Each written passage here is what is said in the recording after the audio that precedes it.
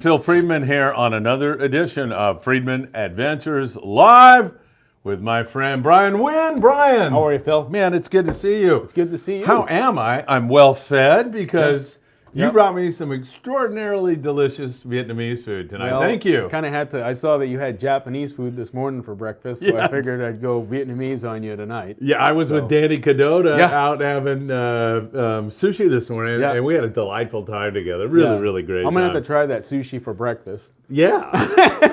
He said it was the first time he's ever done it. Oh, okay. All right. Well, Me living in China, Uh-huh. oh man, I ate all kinds of weird stuff for Yeah. breakfast. I started, well, you look at Chinese people and they weigh 90 pounds, and Yeah. I'm like, I want to get to that point. yeah. And they're eating broccoli for breakfast. So, Yeah. okay, I can do that, I guess. Right. Why not? Yep. Uh-huh. How's everything? Merry Christmas. Yeah, Merry Christmas to you. Yeah, everything's good. I'm feeling a lot.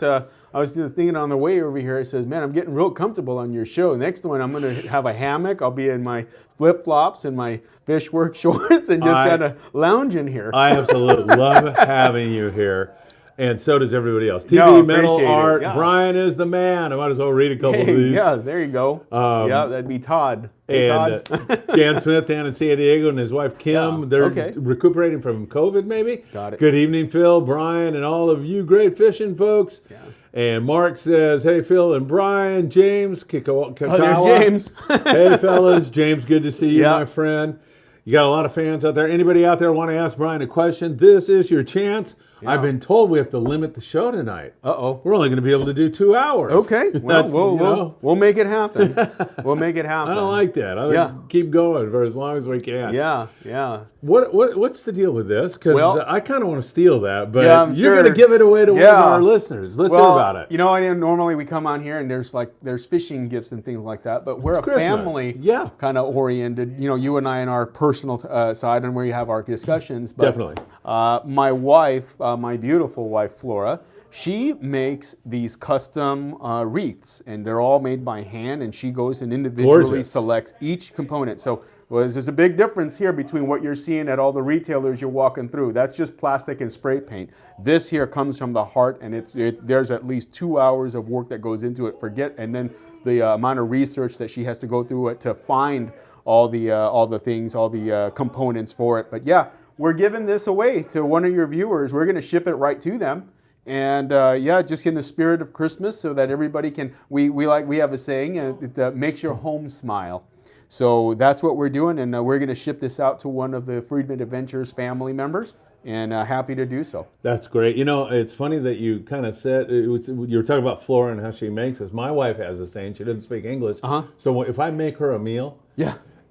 she'll say, Felipe, este no es con amor. This is not with love. Right. Or, Right. now, this is with amor. Este es Yeah. con amor, Felipe. This is Yeah. with love. Because you can tell the difference. And Yeah. that's with love, right? Uh-huh. Yeah. So we're happy to do that, and hopefully it'll bring on it'll make your house the envy of the block. Yeah, for Yeah, sure. so- I think I told you, George Feldman, a friend of mine, he was saying, do you know a guy named Jim Hughes or anybody who fishes with him? I said, boy, Who? do I. Yeah, who's Jim Hughes? How about Rambo? Yeah. But he didn't yeah. know his nickname. He Uh-huh. didn't know his handle. So Yeah, no. I mean, I've had the pleasure of fishing with him for several seasons now, and he's my guy. That's my go-to. That's my home away from home. That's awesome. And I just we were very blessed this year on all of our trips. Every trip we put together a very good catch. We had personal best after personal best, and we had weather. Perfect weather every trip of ours. Oh my I mean, God, lucky you, yeah, because we're this very- was a year where the wind was Yeah. blowing so much. that- Yeah. So we had a good time with Rambo there and his crew, and we just absolutely love it. And yeah, he is my guy. Oh man, he's too much. We're going to get to the 5 things that you learned this year.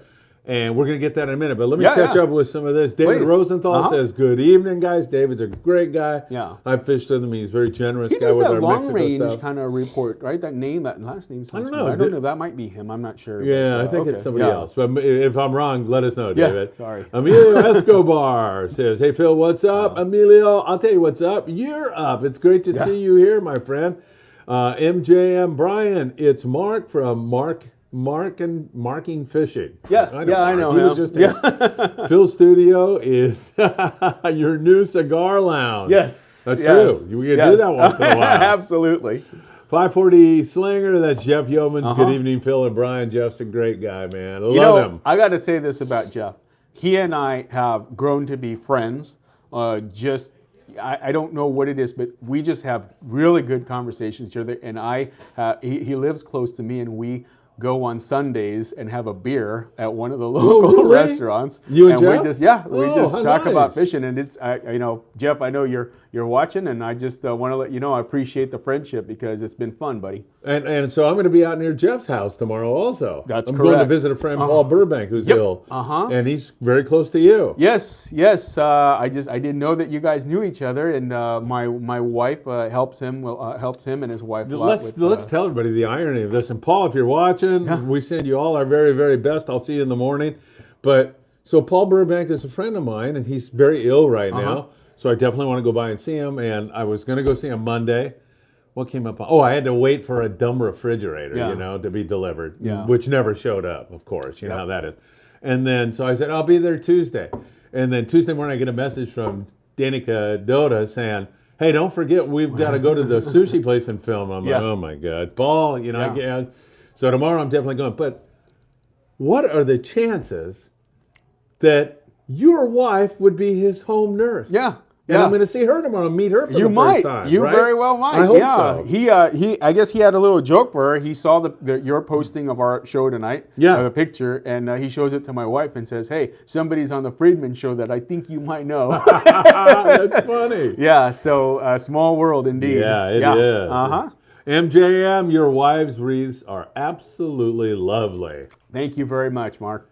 Drop Dead Fred, good evening, fellas. So, it's Christmas, man. It's a great time of the year. It's a loving time of the year. It really is, and I feel very blessed that to just be on here and we can talk about what's going on, what happened this year, and what we've seen, and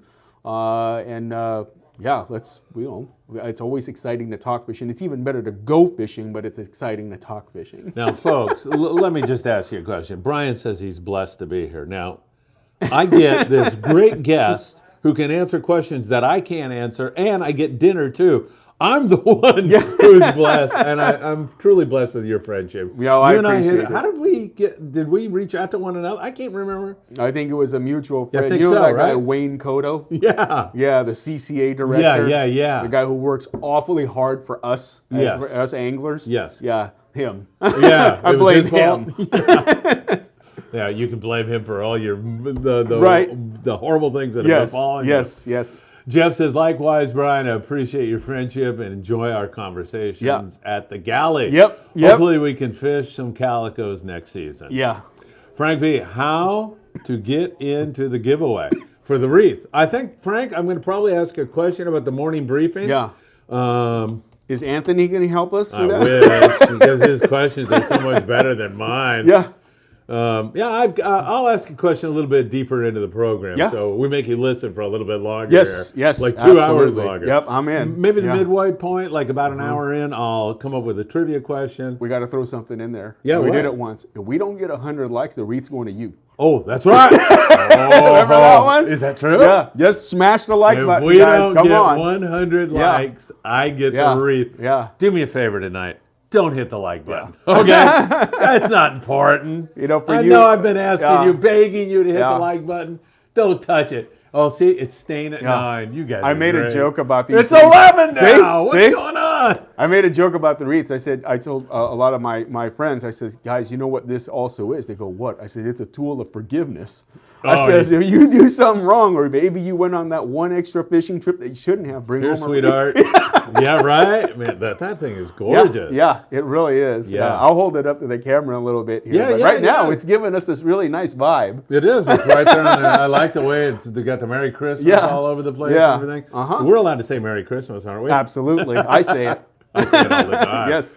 I know. So, Frank, we'll have a trivia question or something like that. Looking back at this past year, are you still amazed by this bluefin tuna situation? I mean, we're sitting here at 22nd Street. At any moment, there's a line. There's a line to go on the Amigo. Yeah. They're going to leave at 7 tonight because Mark Paisano Jr. wants to go out and make squid. But are you amazed that the Pride's going to be pulling in here with limits of bluefin tuna again? And it just keeps going on and on? If I keep on saying yes, then there's never going to be an end to it. Here's what I can say. It's all the things that Rambo, Jim Hughes has told me about these bluefin. He drives the Royal Polaris in the off season, and he's been saying for years now, I see him in January, I see him in February, I see him in March. And so this just proves that this bluefin fishery, barring an El Nino, it's here to stay. Yeah. And, take advantage of it, because on that next El Nino, we're going to have other species that come in and everybody's going to enjoy it. But, you don't want to be one of those people that goes, what, you guys caught 200-pounders in your backyard? Yeah. For a stretcher, for about a 7-8 year stretch there? We said, well, yeah. So, it's nothing is shocking me anymore, because it's just, every year it's something new. And this year, December, you got a line out there, people getting ready to go fishing. I know, man. Isn't this the downtime of the season? Yeah. So plus, especially since we're bumping up against Christmas at this time. Some people might be saving their money, or they're just like, I'm going bluefin tuna fishing. Yeah. Danny Cadona said he'd never caught a bluefin in December till he went on the Pride. There you go. Day. A seasoned captain and a fishing veteran like him to say, I've never caught one in December. I've never caught one on squid.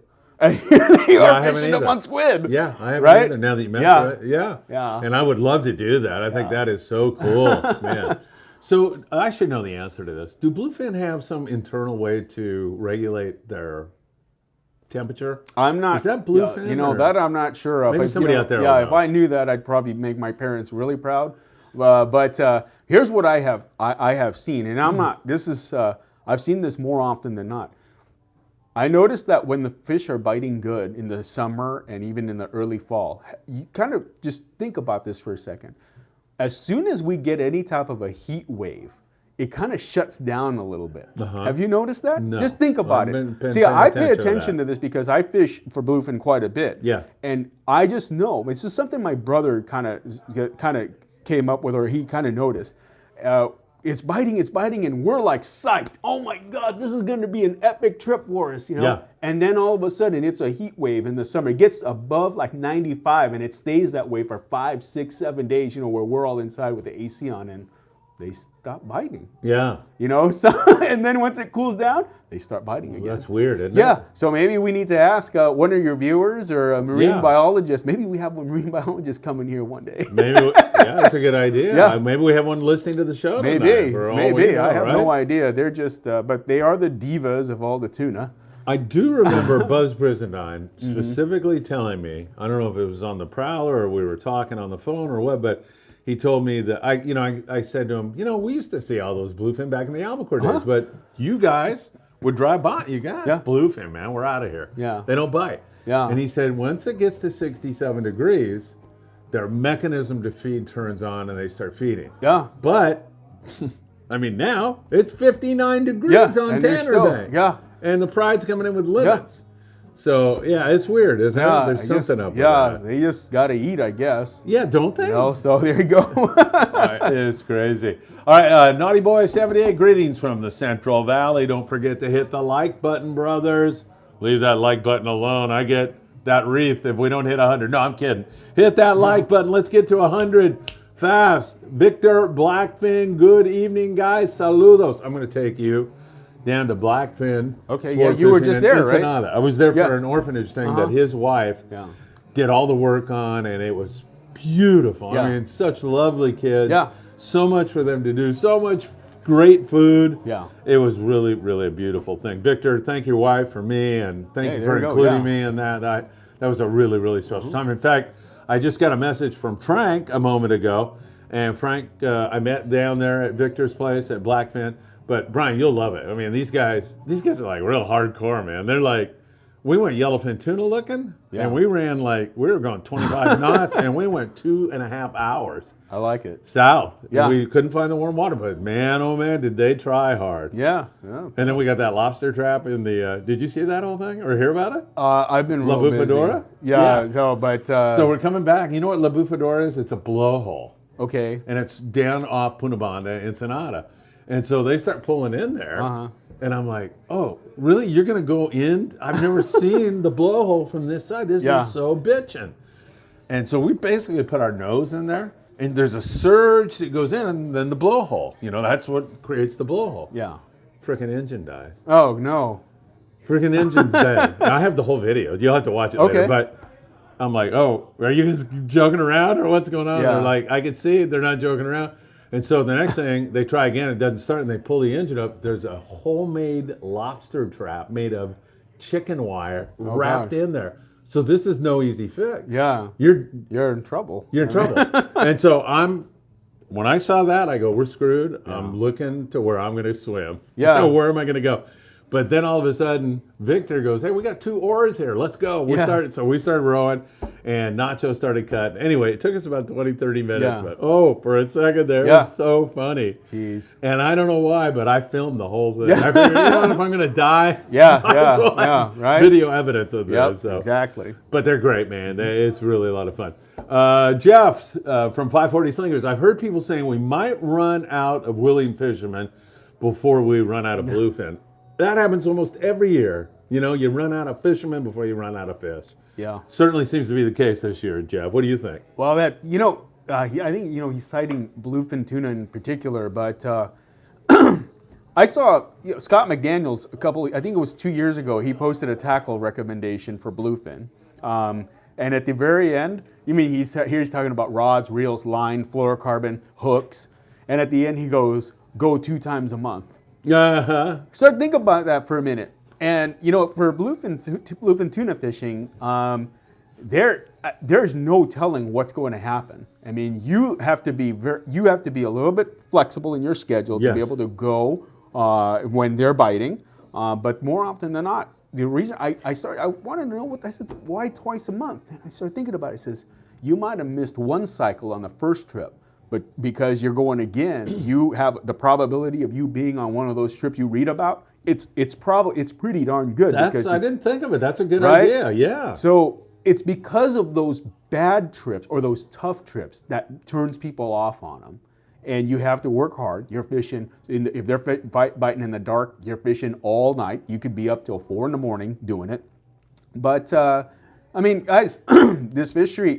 This year. We've got more fish in the daytime, big ones, right? On my last trip, all of our big ones came in the daytime. Cows come in the daytime on the sinker rigs, So we're doing a lot more in the daytime because that fish it kind of changes every season. But this season it was a daytime.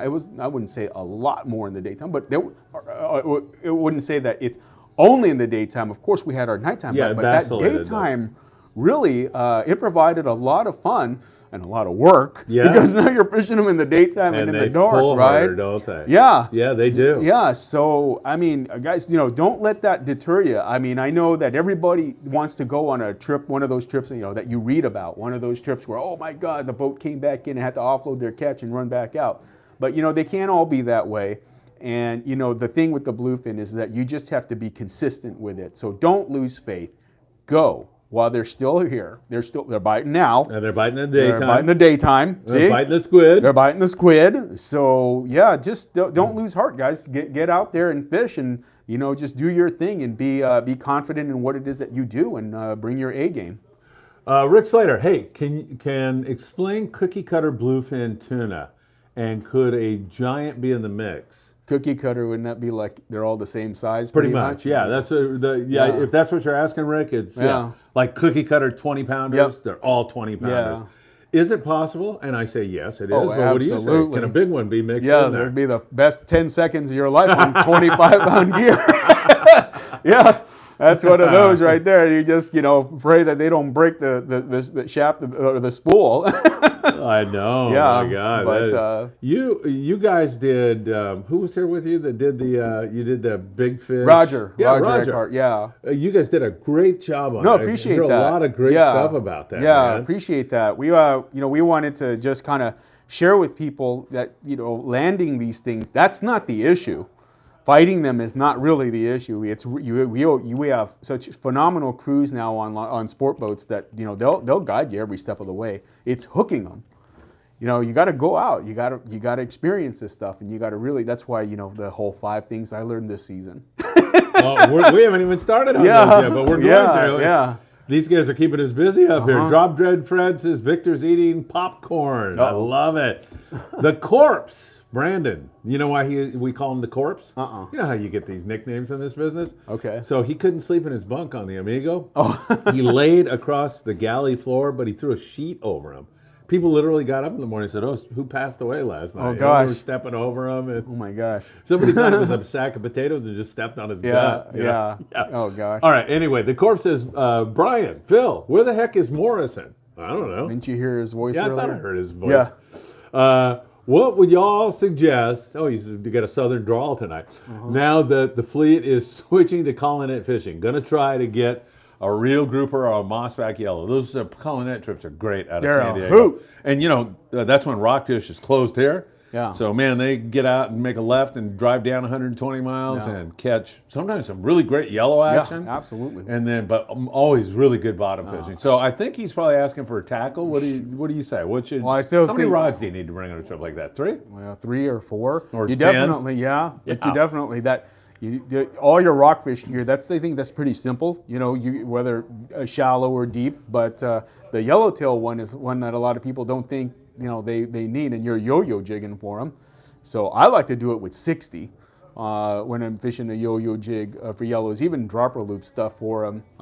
I find that on the yo-yo jig, a lot of times it truly is a reaction bite. There's really, when you're winding them that fast, a lot of times the jig just spin anyway. Yeah, right. But if that's the one time on yellowtail fishing that you really can get away with heavier stuff. I fish 60 on them, and you just kind of really give it to them. Yeah, absolutely. Yeah, because out there, they can be big. I know, right? There's big ones out there. I think, wasn't it this year, in like January, February, the Tribute was just destroying them for like a solid week and a half or something like that. People were like, whoa, what the hell? I know. So, yeah, it's a really fun fishery. I mean, I don't get a chance to do it that much just because the winter time, I got birthdays, anniversaries, things like that. Got a lot of stuff going got on. a lot of stuff going on. But, it's a really fun fishery. If you just, get out there and grab a couple of friends, it's a lot of fun. And you'll bring back table fare. Oh, God, yes, man. Yeah. Fish taco meat forever. Absolutely. We were talking about I was talking to Danny Cadota today, and it's almost as if ceviche has changed to, although I have to tell you that, like, 20 years ago, I went to a place in Santa Rosalia, and I said, "Do you guys have ceviche?" And they go, "No, but we can make it." And I'm like, "Okay, cool. How long is that going to take?" And they're like, 15 minutes. I'm like, "Oh, is that long enough for..." Yeah. It was delicious. Yeah. It was great. And now we get in with these guys, and they take a sheep's head and fillet it. Yeah. And they basically, it's kind of a sashimi plate, but they squirt the lime all over. Yeah. They use some soy sauce, maybe some sesame oil. Oh my God, it's perfect. It doesn't need to marinate for 46 hours. And it's so good, and it's got to be good for you. Yeah. Do you eat fish too? I do. Or you do eat fish, Yeah. right? You just don't eat meat. I just don't eat red meat. Yeah. Man, I'll tell you, I'm all over it. Steve Bermudez.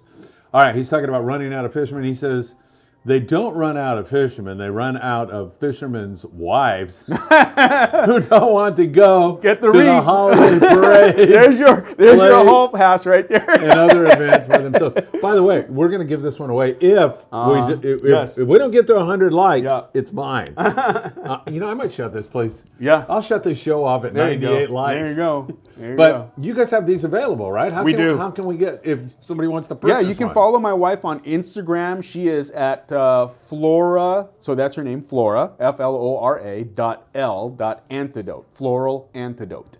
We kind of came up with that, just her handle on there, because it really is an antidote to anything that you're feeling down. Got maybe life's throwing you a couple of curveballs, but As it always you take does. a look, right? But Yeah. you can see everything that she's done. Floral antidote. Take a look at everything that she's done. They're incredible. You guys can follow me on. I'm on Instagram as well. I'm the cigar aficionado. AFISHINADO. Aficionado. I love it. But I share her post all the time. They're really beautiful, and she enjoys making them. It's a labor of love for her. And take a look, and you can PM her and anything DM and kind of get your information Get a wreath, there. get it ordered, Yeah. right? How long Yeah. does it take? Like if I order one, does it take a couple days? Well, she has them available right now. She has them posted up on her Etsy store, so you can take a look at what she has available. Yeah. And then we have them available at home, and we ship anywhere in the country. But the thing we say is wreaths. These are all for all 4 seasons. It's not just Christmas. And, Yeah, that's true. Christmas, right? but she makes some seasonal fall wreaths.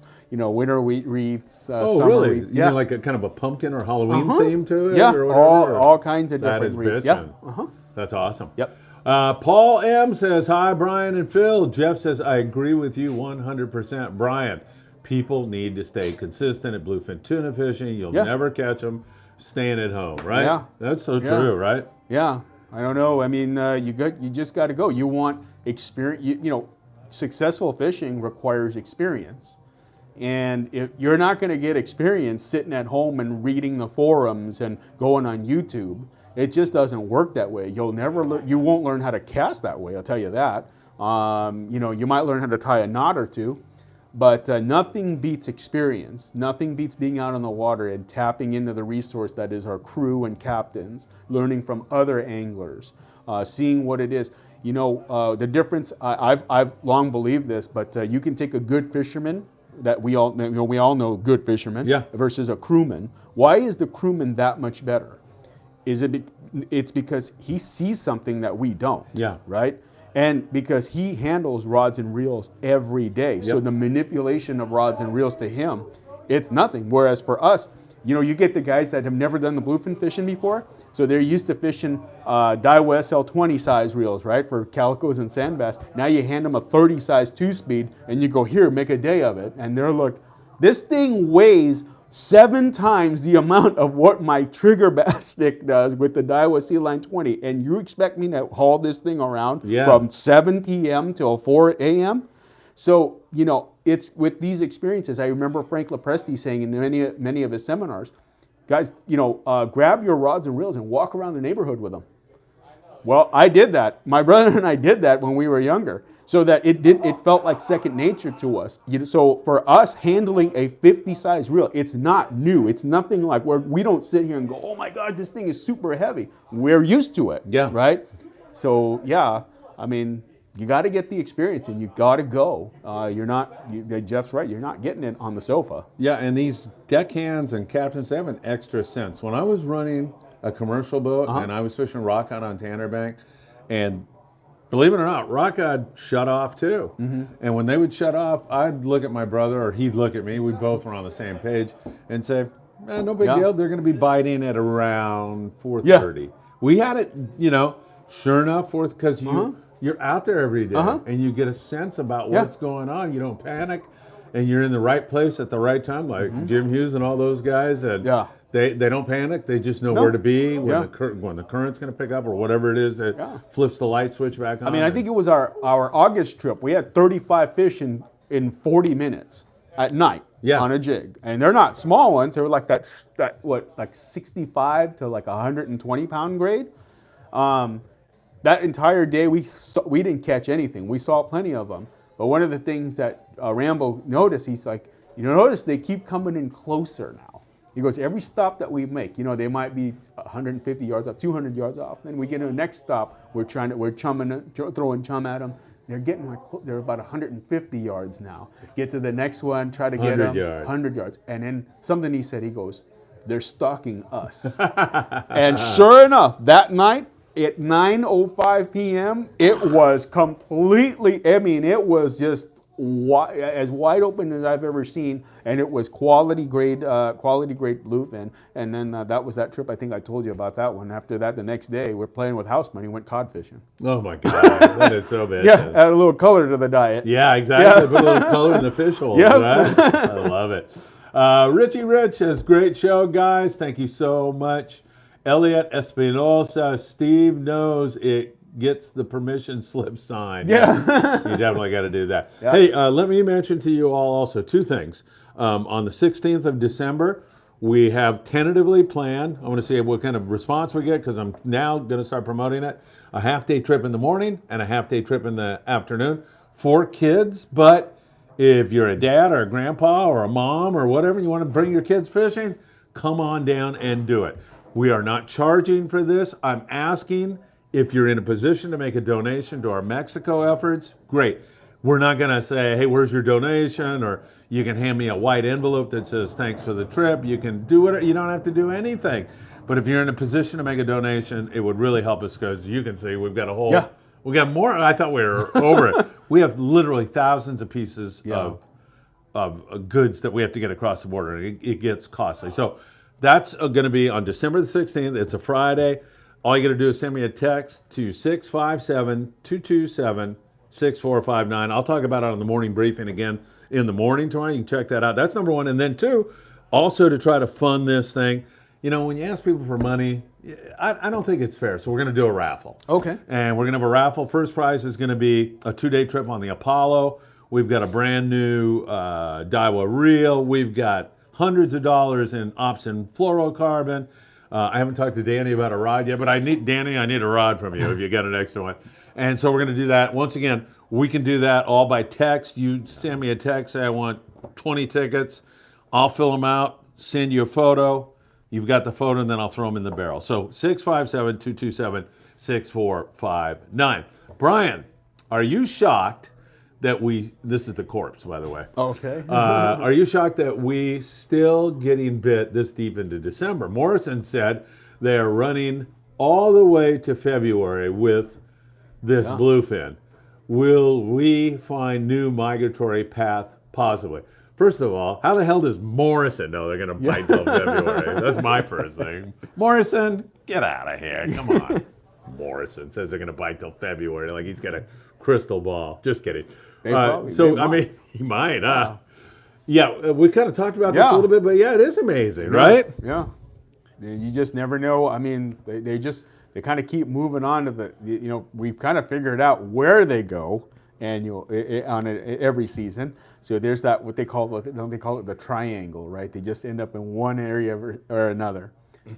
The only trick is that when they move, you have to figure out where it is that they move to. Yeah, right. Right. So it does, once they move off, it takes a couple of days. There was Sean on the Pride, he had that one trip where they didn't see anything. Yeah. Then the next trip, they found them. Yes. You see? Yeah. So and that becomes more problematic when there's less boats, right? Yep. You know, if you're the only guy out there bouncing around Tanner Bank, that's a lot of ocean. It is. You got 12 boats out there, then somebody finds them. Yep. So, Yeah, man, shocking. Unbelievable. All right, should we start on your list and start with... and keep those questions coming. I'm happy to say so far I have got the wreath locked up. Only 35 likes, which is pretty good. That's a good amount. That's pretty good, but but that's a good amount. We need 100 likes. No, we need 101 likes, or I get the wreath tonight. Otherwise, once we hit 100, I'll raffle the thing off with a brilliant question of some kind.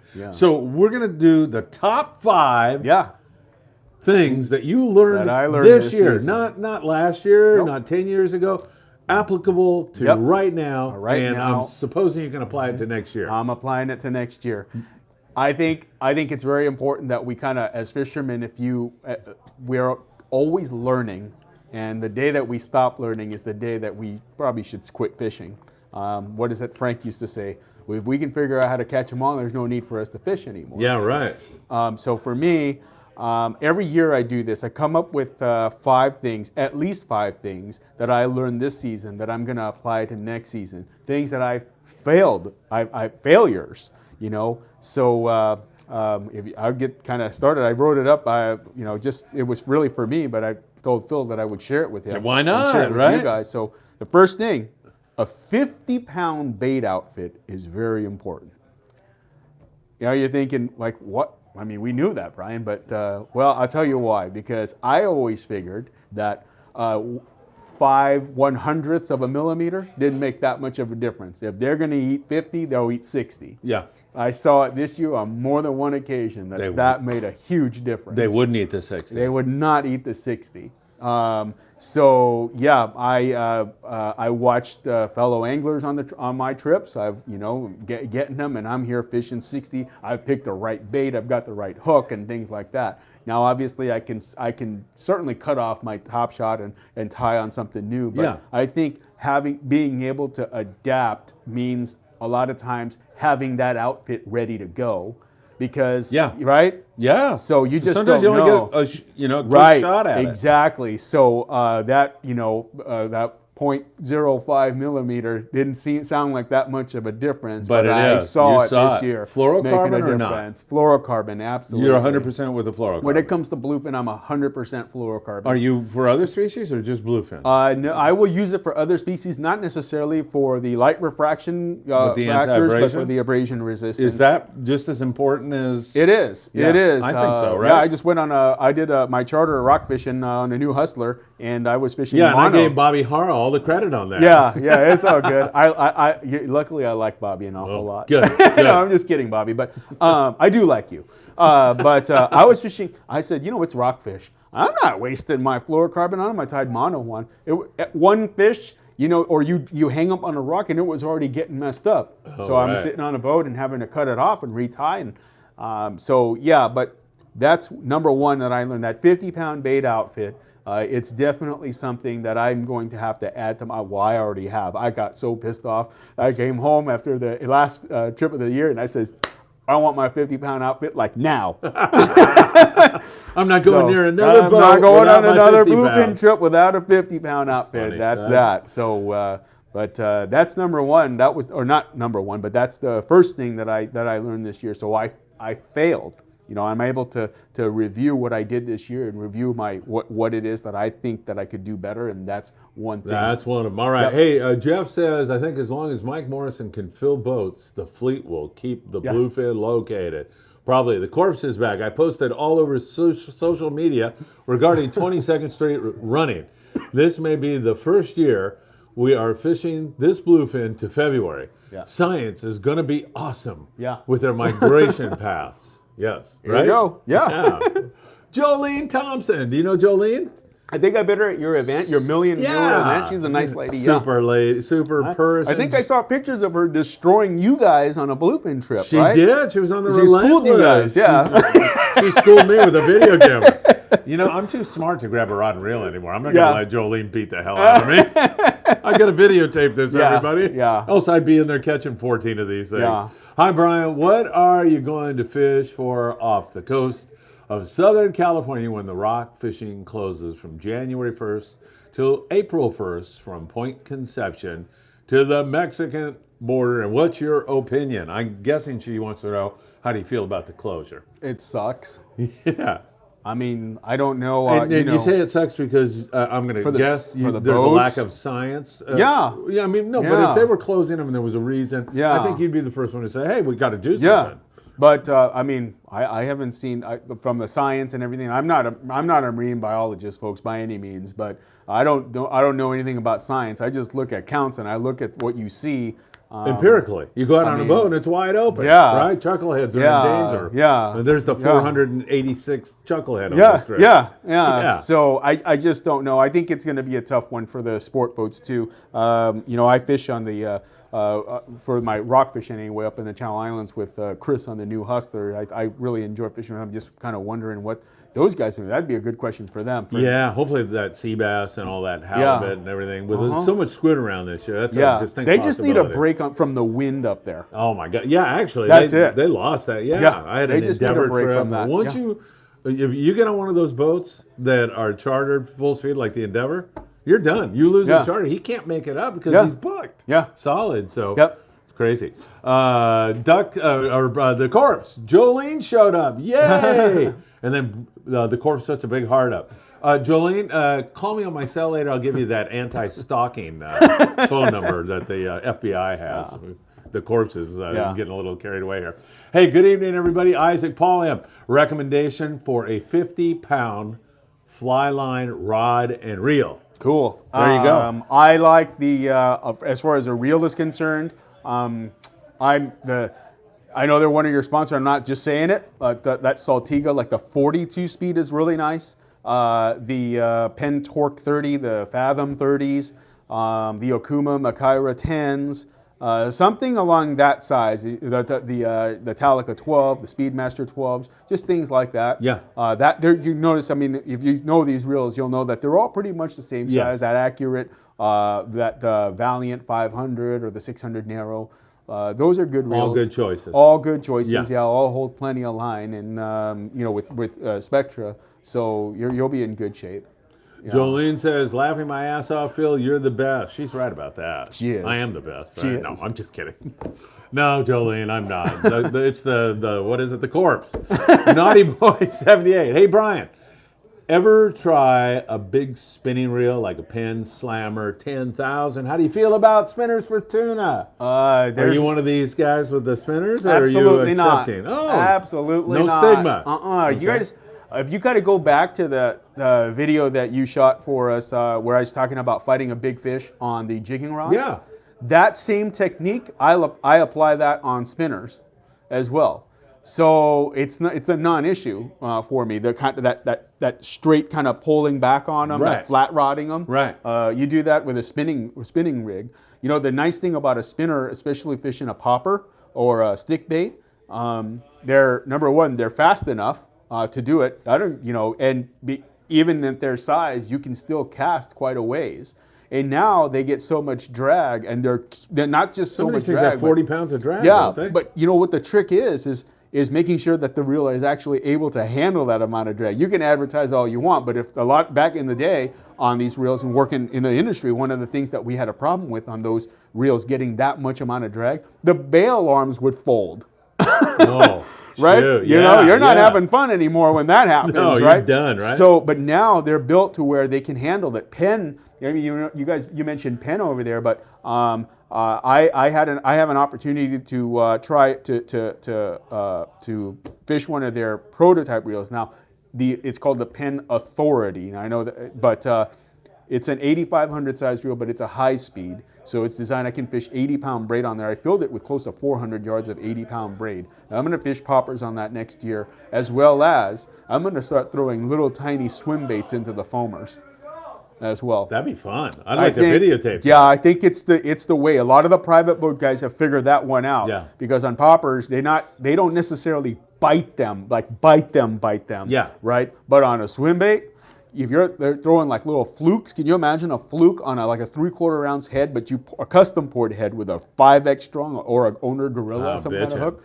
You know they bite that. Yeah, but those big spinner reels, I would not have a problem. The 10,000 might be a little bit real big there, but like I said, that 8,500 that I'm testing out for Penn, it's a nice size reel to go after bigger models. Yeah, So, David Rosenthal was mentioning that his trip got canceled due to wind, so there you are. You know, he just lost Sorry, the trip. David. I think on the new Hustler.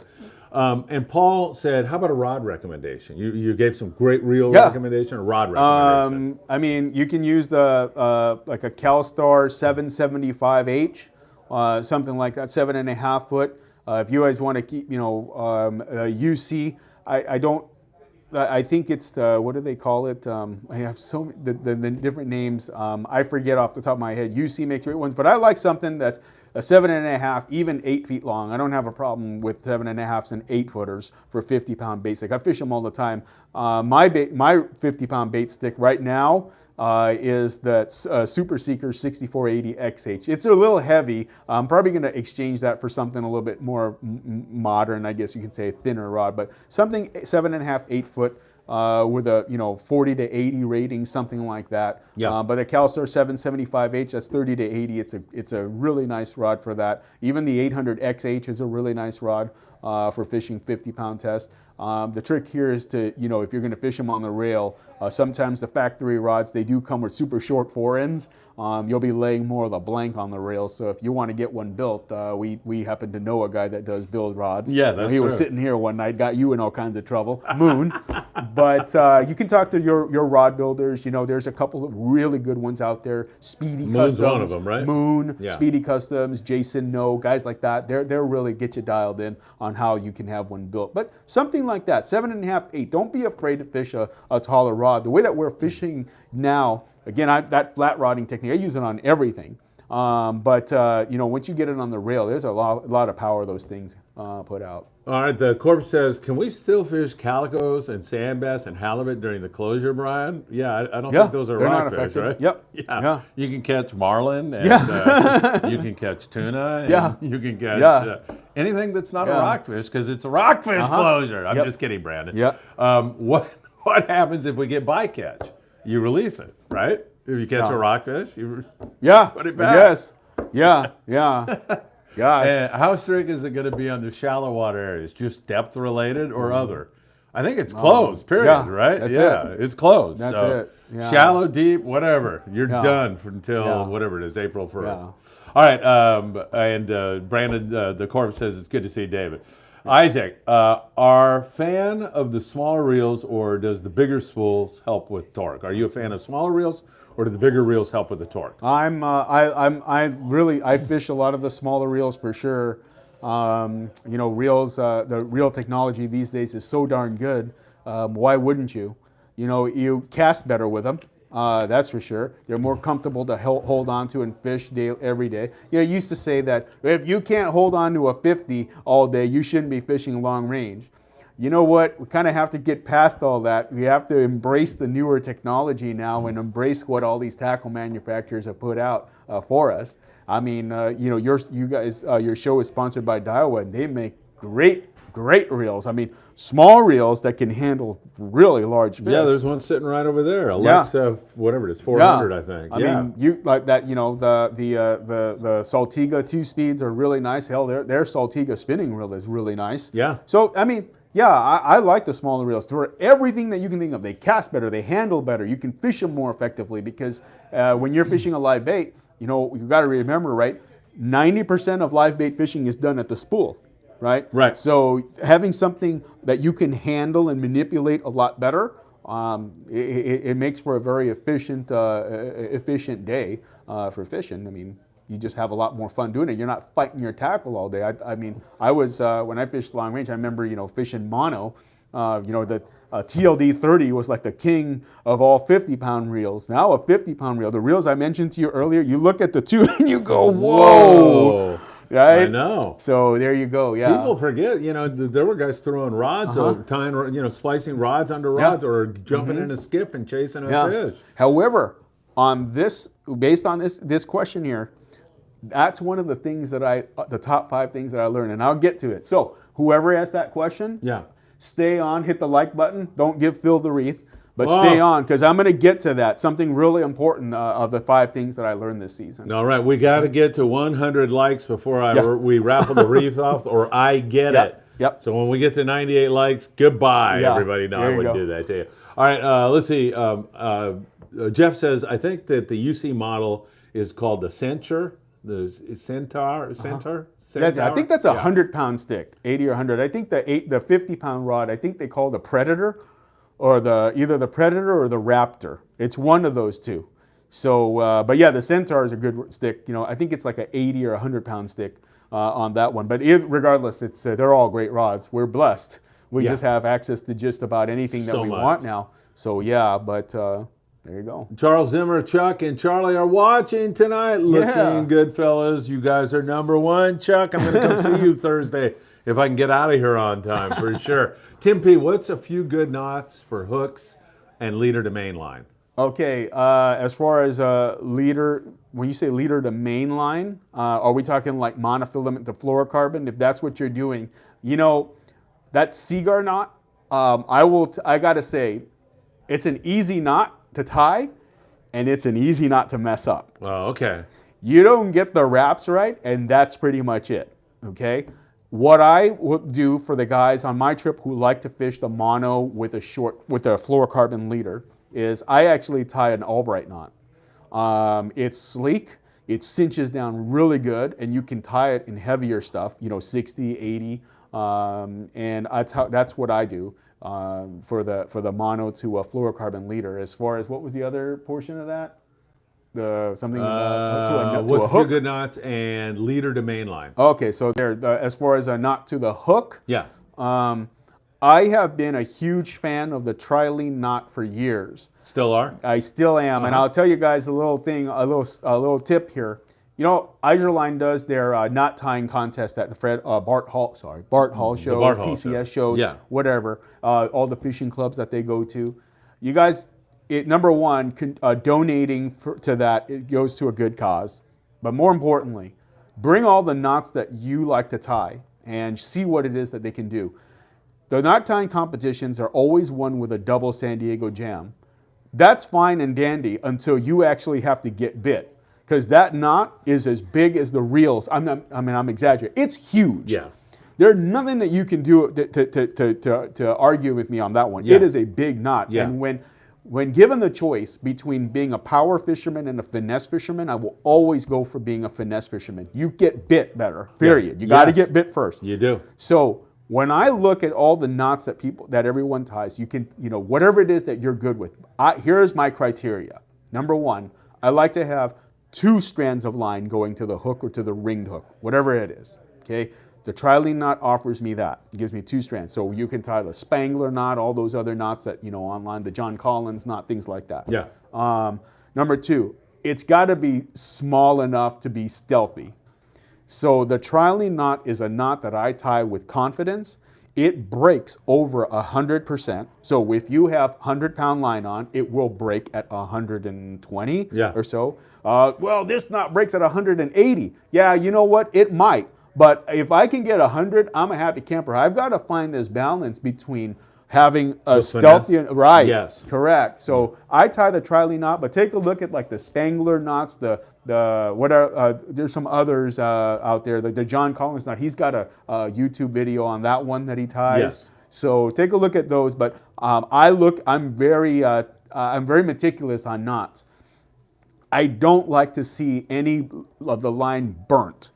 Your main line. I don't like to see any crinkles or anything like that. That to me, you know what? My blood pressure is already high. When I'm on a fish, I don't need it to go any higher. Yeah, right, exactly. So you guys just pay attention to your connections. Careful on how you cinch them down. Make sure you're using saliva or you dip it in the bait tank or something like that, get it wet. But just take a look at that, how you're tying them and cinching them down. And then take yourself to the Fred Hall show. Bring your family. And then test your knots and see what it is that they can do. Perfect. Steve Bermudez wants to know where you can get some bloodworms in Los Angeles. Big fish bait and tackle in the beautiful city of Seal Beach, California. Say hi to Jimmy and Rod. I haven't been over there for ages. And Brandon actually said that. Brandon, very good. TB Metal Art. That's actually, Elliot Espinosa says, yeah, that's where you want to get that. TB Metal Art. Nice goat catch. What setup do you like to use for sheep's head? Well, on this last trip, that's Todd. Hey, Todd. On this last trip, we were just using our shallow water rockfish gear. We didn't fish anything. We went to Miguel, flat calm. We didn't fish anything deeper than 80 feet. Wow. And we just put it to them. But the guys were getting... sliding egg sinker and a big guys were hook, fishing them on a lead head. Yeah. We were able to get one of my buddies was out there fishing a hookup bait at 5/8 of an ounce getting to the bottom. So that's how we were fishing them on that trip. That is so much fun. Yeah. Because those fish actually pull and fight and give you, you know? Yeah, that's when one time... Did you catch a bunch of lings, by the way? I did. Yeah. Yes, we did. Yeah. Rock fishing is the one time where I like to get old school with it. I still fish diamond jigs. I fish Jack's jigs. It's just what I'm comfortable with. Yeah, right. You can do a lot of different things for them, and that's how. If you ask me to pick one of my favorite ways to fish them, it'd be with a Jack's jig or a diamond jig. Isaac wants to know, on the slow pitch or any other rods, what's your thoughts on acid wrap style? Yes, on those jigging rods, be it slow pitch or the speed jigging, the acid wrap. I would say that the majority of anglers probably couldn't tell the difference fighting a fish because before, when acid rods was marketed, it was kind of designed to prevent the twisting of the rod because of the way that the line transitioned, right? But now for the slow pitch or the speed jigging, what ends up happening is when you're going through the jigging motion, you're lifting up and you've got a lot of slack line, and you're dropping that rod tip, and you're allowing the jig to flutter and do whatever it is that it has to do to get bit. Well, if you're speed jigging, let's say for an example, you're coming up and you're cranking down and you're moving real quick. If you don't have an acid wrap rod, sometimes that line swings over and it wraps up on the tip. So now it throws you out of the game for a little bit. And that second of not moving your jig could allow the jig to scope out.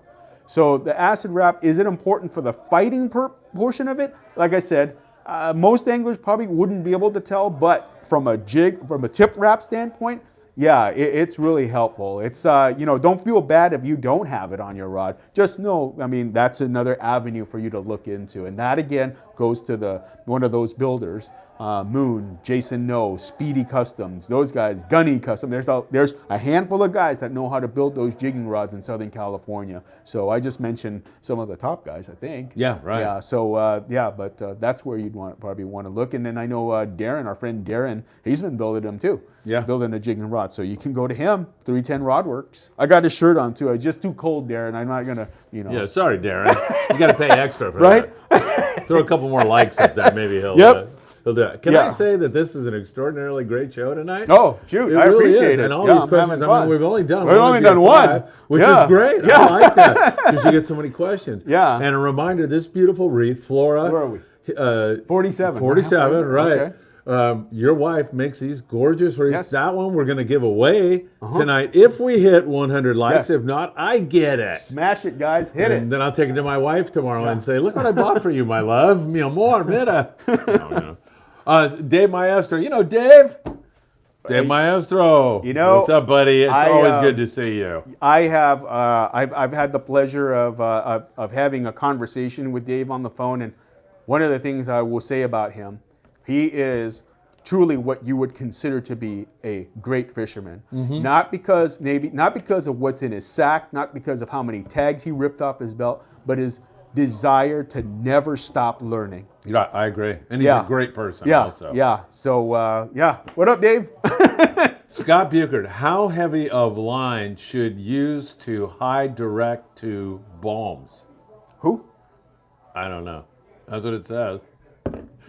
All right. Steve Bermudas, all knots are twice as big as the main line.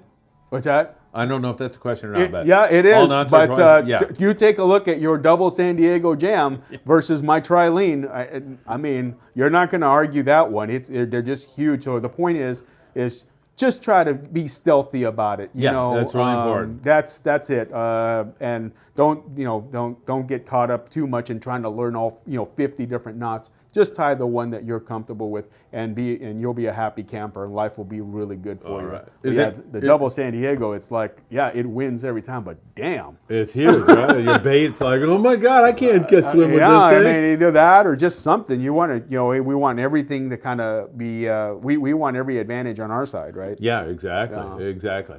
Is it me, or did somebody slip something in my Powerade tonight, I'm not really sure. Is it these questions? I'm not really sure. Yeah, your beard's going gray, maybe. I have to touch it up again.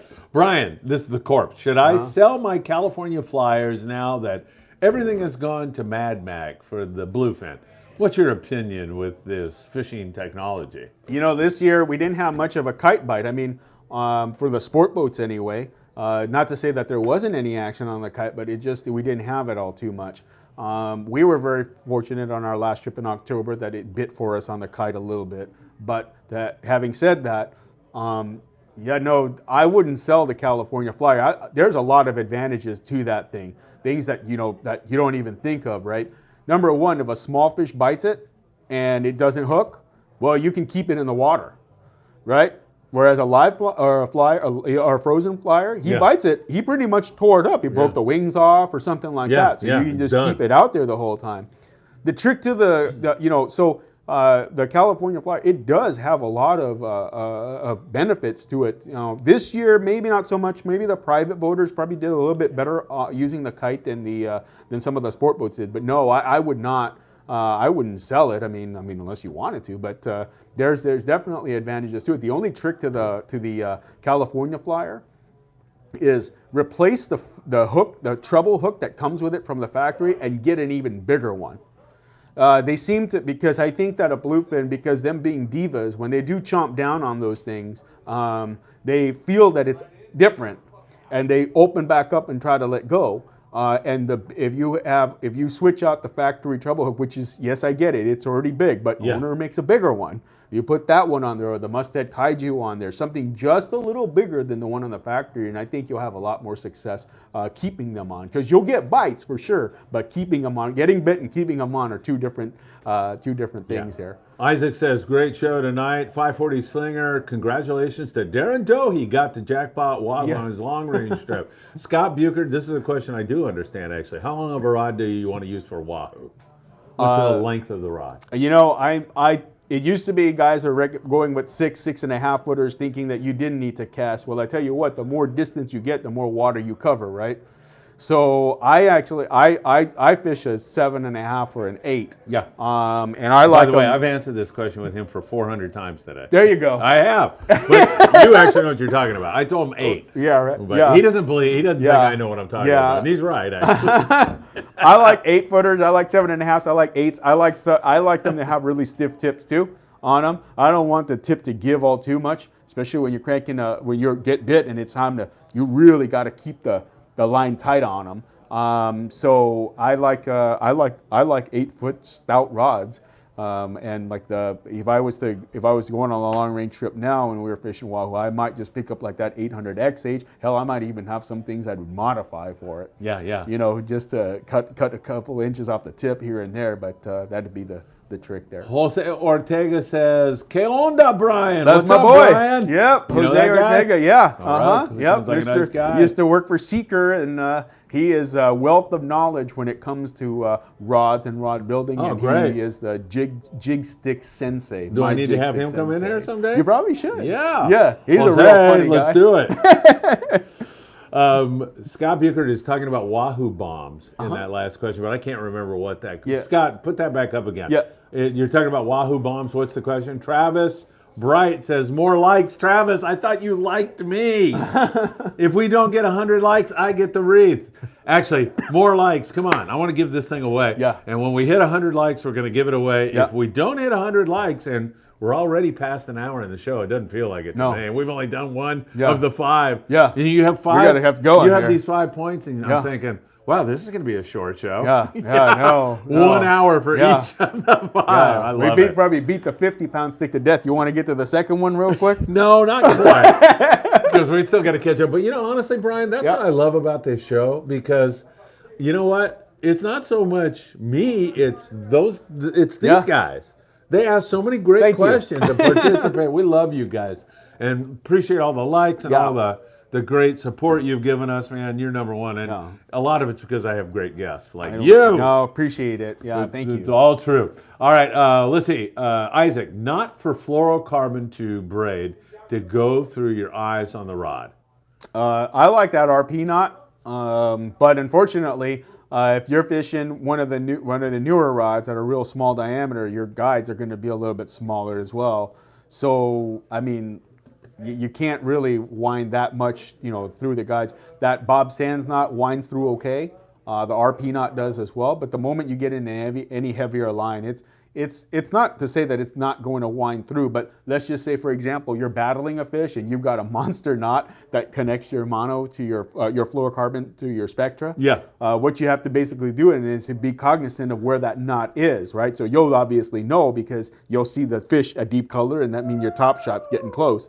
So what you do is you're going to have to shotgun it, kind of point the rod tip down at that fish and get that knot through first. Yeah, right. right. The tip. Once it gets through the tip, then the transition is pretty okay, easy. right? Yeah. Until it pulls it back out again. Yeah. But casting a knot, I mean, that's a tough one. Yeah. You have to take it a little bit easier on doing that, and you'll be able to cast it, but you just kind of have to be real. You have to understand the size of the knot and the guides that you have.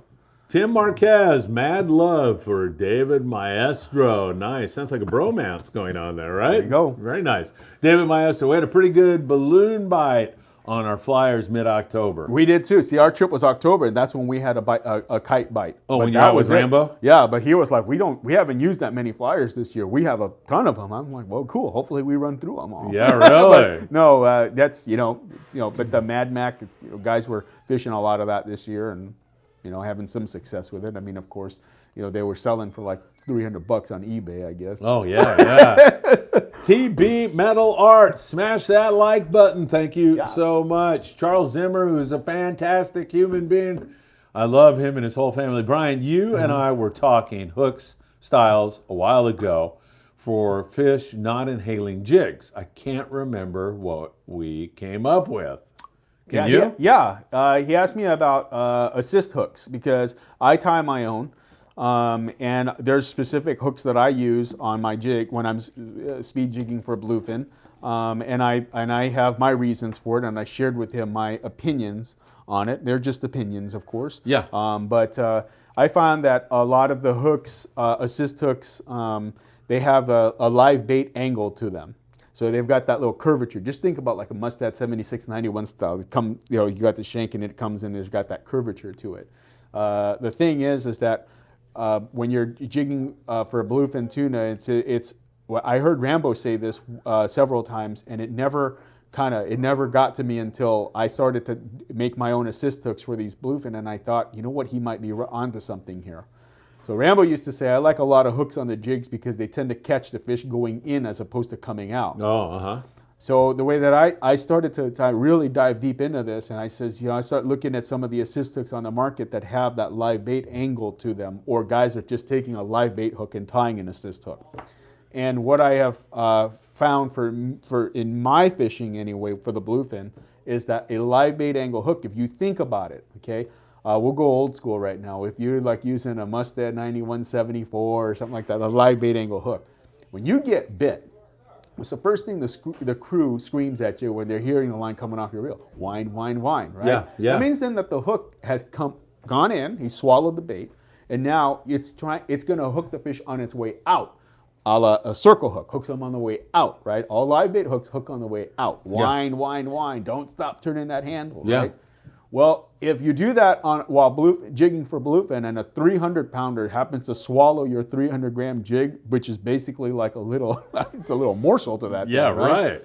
Well, if you've got a live bait angle hook, just think about what Rambo told us. If they hook them on the way in, it's actually, you won't get bit off too much. So what I actually use is the owner offshore hook. I will use other jigging hooks as well that I get from Japan, but my main hook that I've been using is the owner offshore. Why? Because it doesn't have the live bait angle. In fact, not only does it not have a live bait angle, but it has this, what they call a hang nail. It kind of comes out a little bit. And when they bite them, I have not, since I started using those, I have not had a fish swallow the jig. Really? I have him coming up with like half of the jig sticking out of his mouth or something like that. Which is great Which for is not good, getting bit off, right? So that's just my opinion, my theory on it. But when you look at all the jigs that I bring on a trip, I don't have any jigs that have a live bait angle. I like them to have a wider gap. I like them to have, and if possible, that hangnail, that curve that the owner offshore has, it definitely helps. Yeah, right on. Right. Great question, Chuck. Yeah. I'll see you Thursday night, like I said. Don't forget the Danny Cadona show live, 6 p.m. this Thursday night. You're a big fan of Danny's. I'm a big fan of Danny's. Everybody's a big fan of Danny's, right? Who couldn't be? I had a great day with him. All right, Scott is back. What size line direct tie to the Wahoo bomb? What pound and what kind of line? Well, I think that the guys are on a bomb, you're going to have to wire the jig because of the way that they bite them. So with bombs, that's kind of where the strength of a bomb is, right? The advantage is because they're wired through, and then when they bite, they get more of the hook into their mouth, right? The disadvantage, of course, being a bitch to wind. So sorry, that's okay. Being a pain in the ass to wind. But with that, it's going to be tied to your swivel to the wire. So I mean, whatever as far as pound test, when I stopped long range fishing. The last time that I went, I was using 60 on them, and guys are now using 100, short sections of 100, just because they eliminate the stretch, 100-pound fluoro on these things. And so you're fishing like a 10-foot section, 5-foot section of 100-pound fluoro straight to braid connected to a bomb or a jig. And when you get bit, whine, man, there's very little stretch in that, and you really can hook a lot more of them. Minimum 50.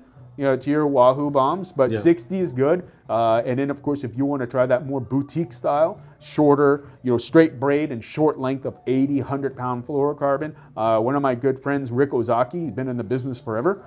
Rick, he uses 130, and what he does is he connects his, I think it's fluoro if I'm not mistaken, but he ties a Albright knot. So he goes old school. So he ties the Albright knot from his Spectre to the phobe, so it ends up with 2 legs. And he ties onto his jigs individually the legs. So now if he gets bit off by one, still has the other one. That's a great idea. And it's a reaction bite anyway. Yeah. So I know, he was a big proponent of these short, heavier top shots for the Wahoo. So hey, you know what? I guess that's a modern. I think Darren got his Wahoo on 100-pound. I read the report. Oh, cool. Yeah, see? So there you go. All right. The Corp says Dennis Braid had an 80-pound Wahoo on the Rooster.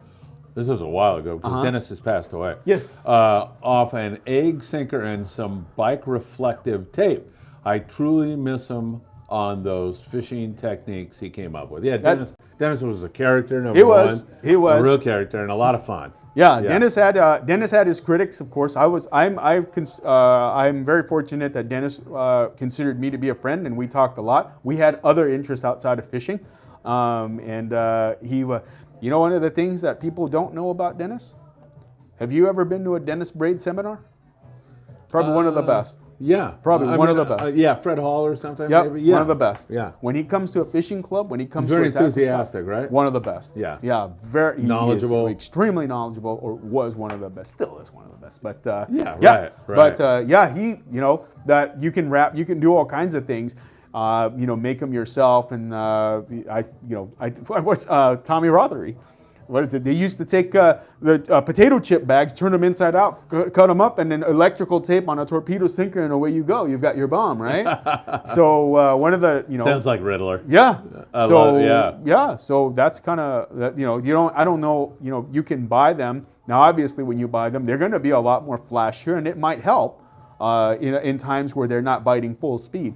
I myself personally don't fish bombs at all. I never brought one because I remember power versus finesse.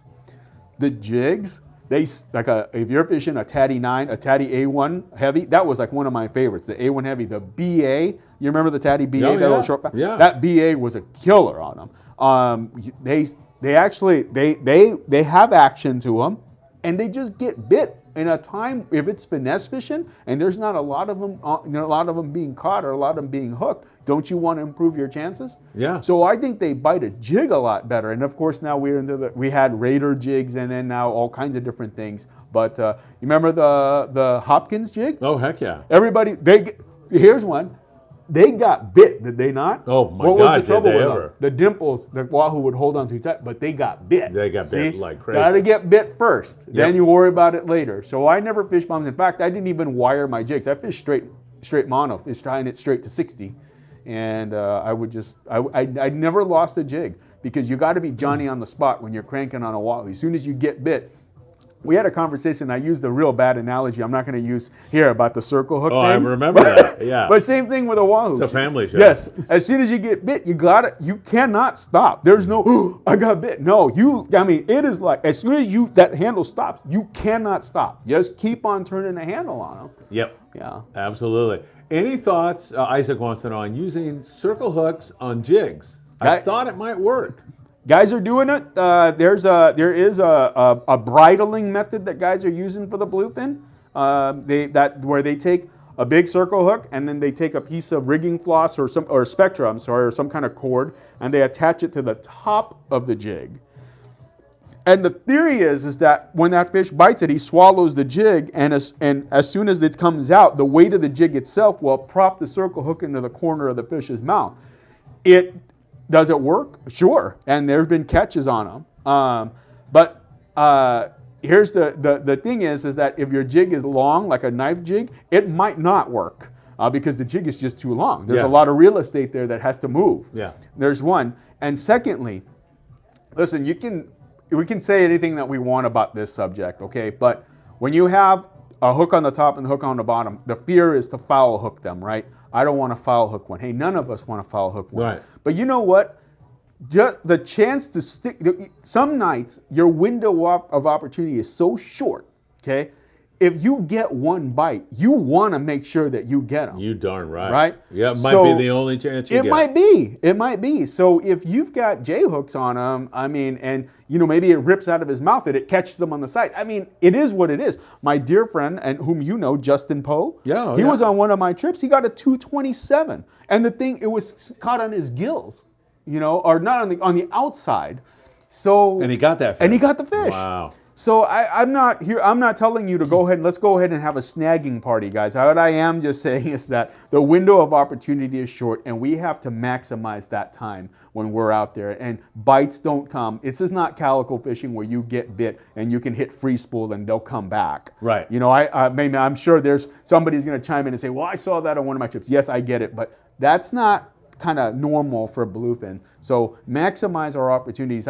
I tried, I was talking to James about this. I tried it this year. Some of the boats were recommending to only go with bottom hooks. I got bit. And guess where the mark was? Up top. I didn't get the fish. So I'm not gonna ever put anybody in harm's way. And if the crew is adamant about it and they're in fear of safety of their crewmen and things like that, then I will of course abide. But if they're pretty open to the idea, knowing that I kind of sometimes know what I'm doing, I'm gonna go with what I'm comfortable with. Right. Rick Slater, can you share a pic of your wife? She is an angel. Sure. Thank you both.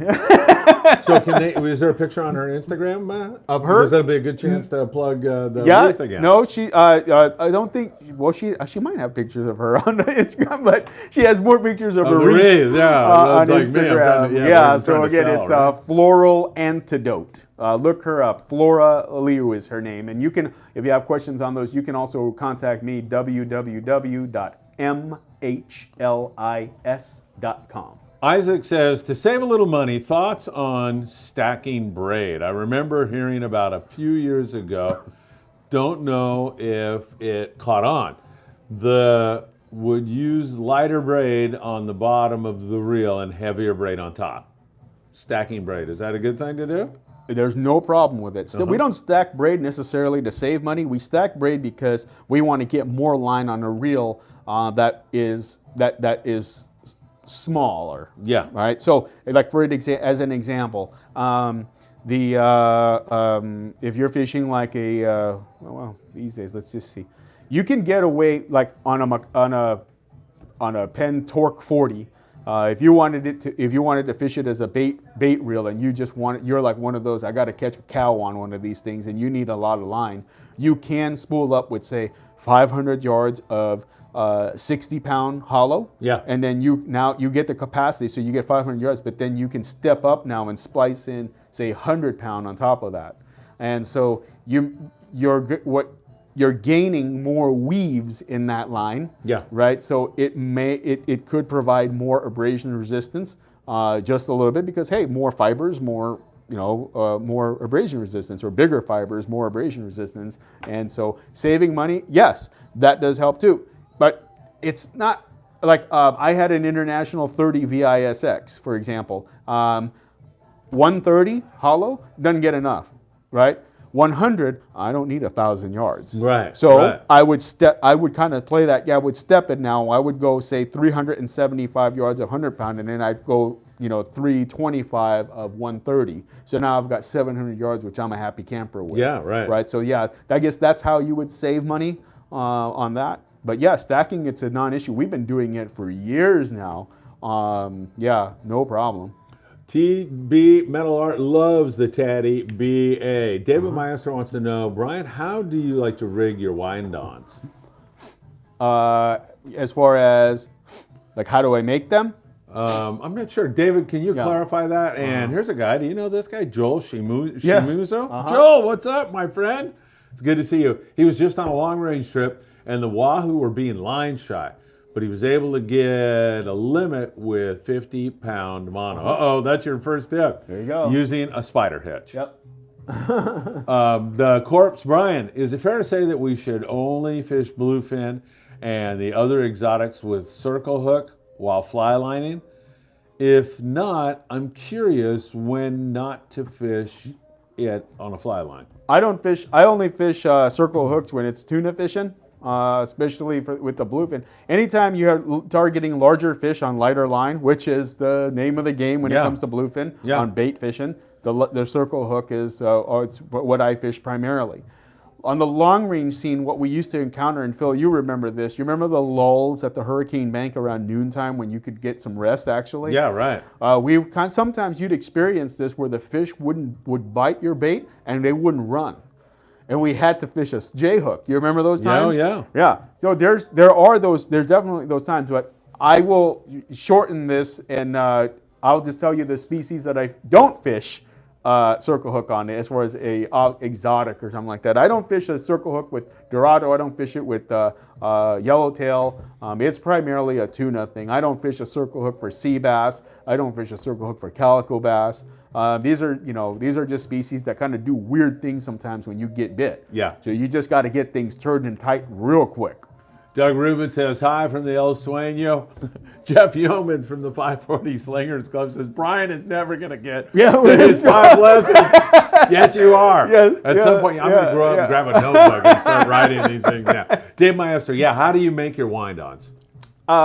Number of different ways you can do it. The most important would be if you're going to look on any instruction online. Number one would be to learn how to make what they call a double-walled leader. Double wall is really important. It's not necessarily for the holding factor of it, but what it is, when you have single wall, a lot of times the line that's tucked within the hollow spectra, it likes to poke out of the side. It busts out of the sidewall of the spectra. And that kind of creates some slack in the wind-on leader, hence weakening it sometimes. And I have seen wind-on leaders where a guy gets bit, we keep using my analogy, but best 5 seconds of his life, and then he brings back the loop.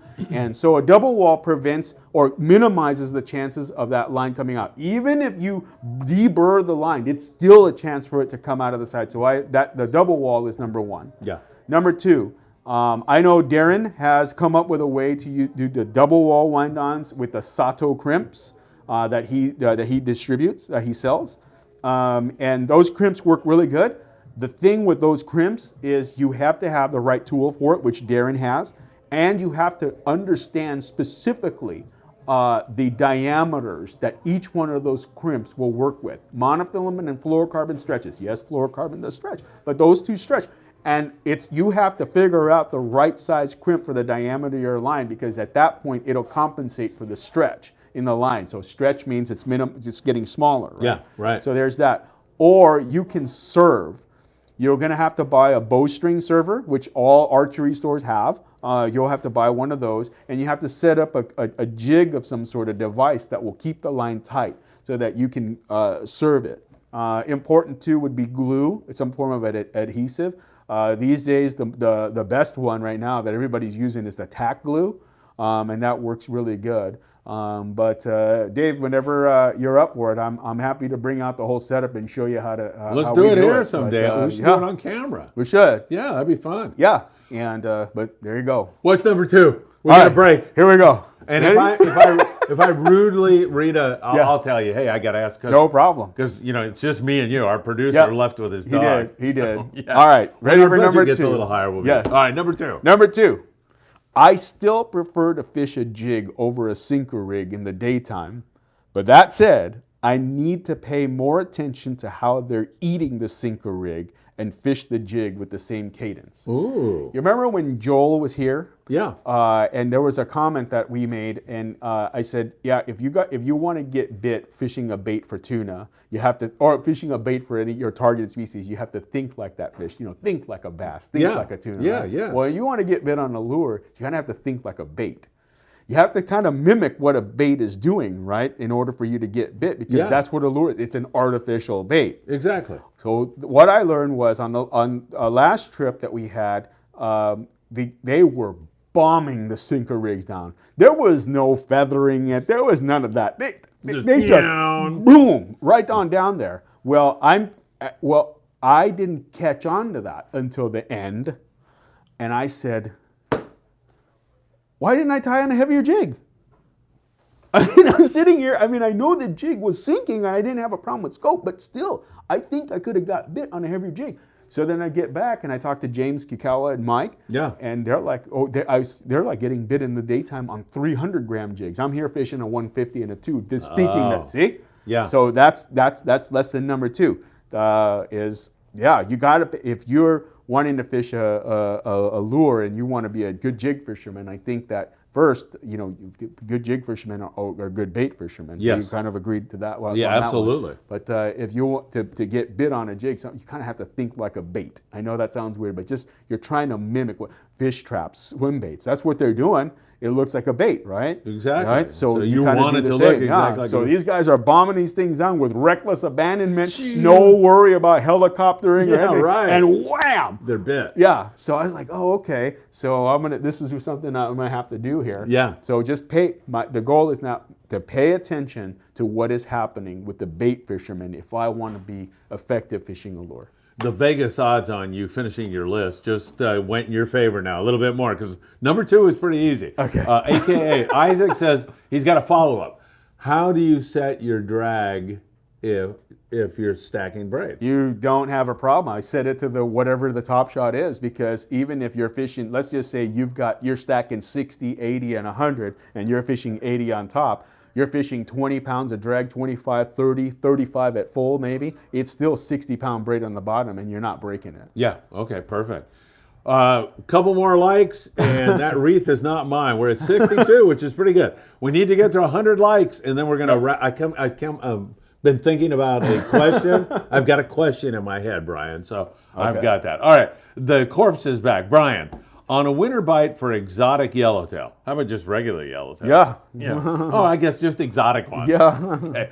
On a winter bite for exotic yellowtail, during them being lethargic, I guess if they're being lethargic, how would you properly hook the bait? Nose hook, butt hook, gill, or in the middle fin? They'll give you the middle fin. Yeah. How would you fish the bait during this time? D, all of the above. Oh, there you go. You got to see what's working. On one stop, on any given stop, I will use every hooking method that I know to get the result that I want, which is the bait to swim away from the boat. Oh, there you go. Yeah. I don't care what it is.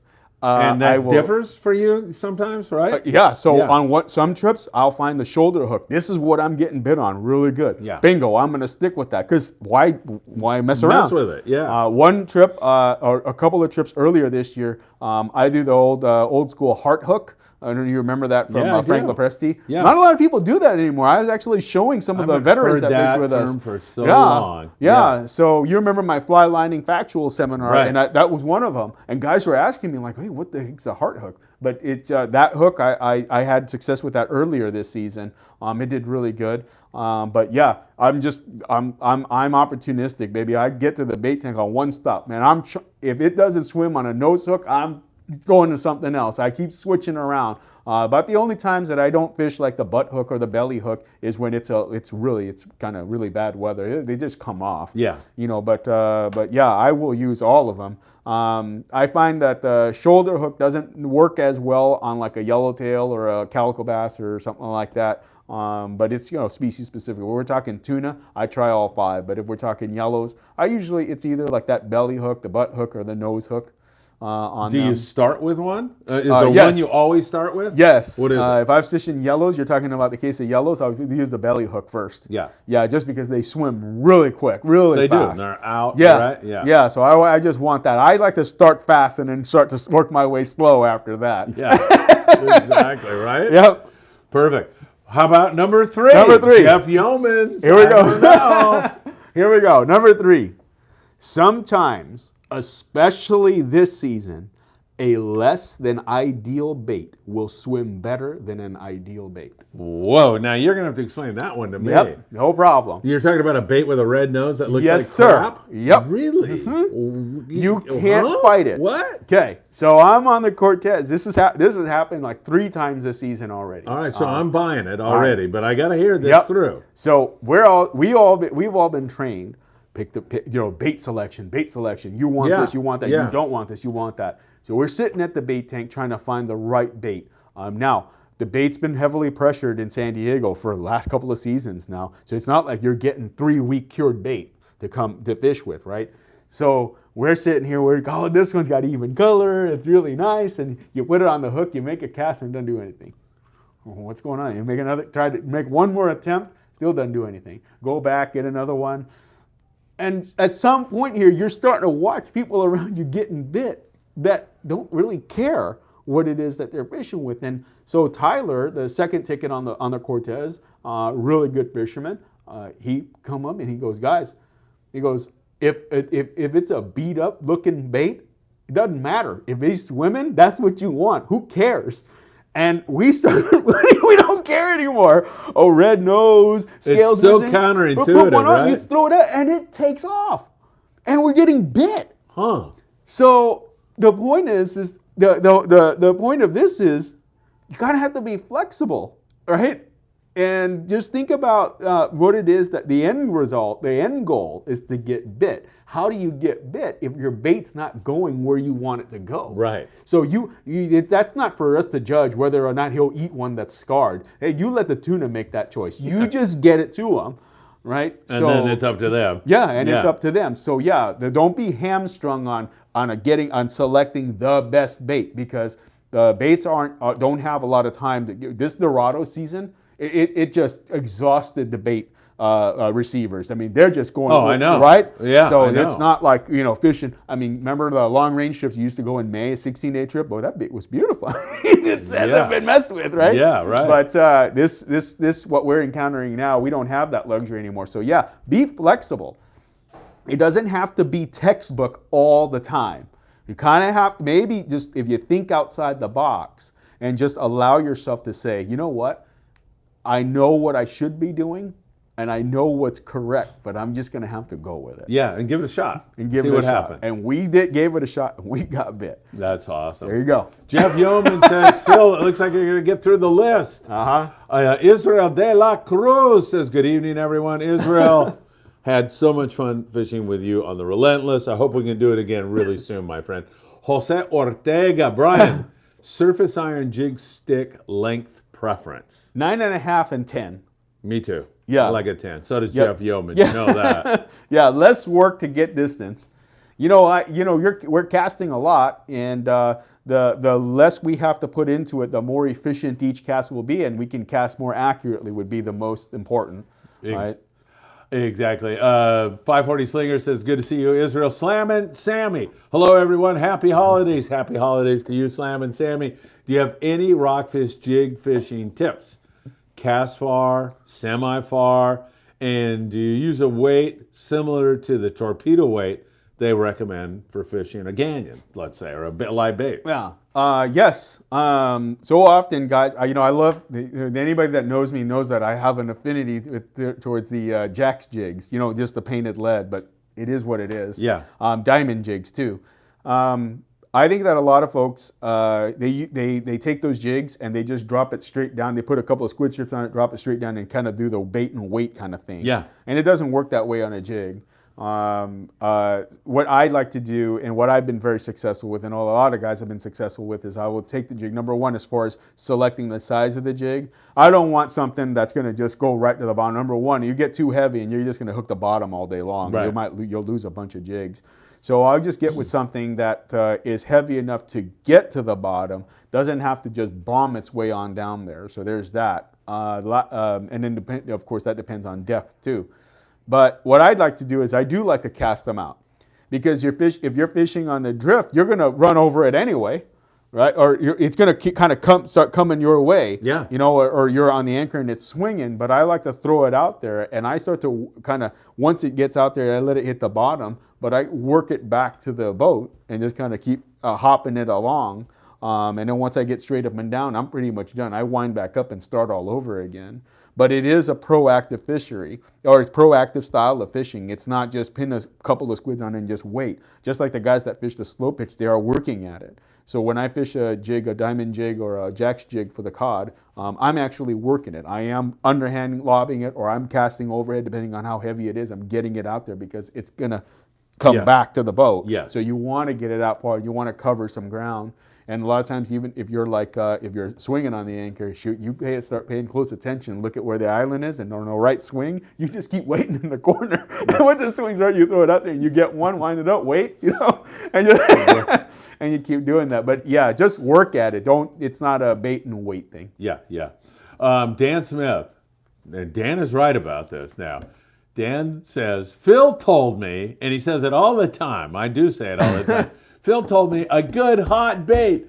Darn you, Phil. Bad advice. I love it. Dan's kidding around, but I do. Every morning, pretty much, I say, fluorocarbon and choose a really good hot bait. And then you come in here and say, pick a bait that somebody stepped on. No, I didn't say that. I just said, right? If it's not working, kind of try something different. Yeah.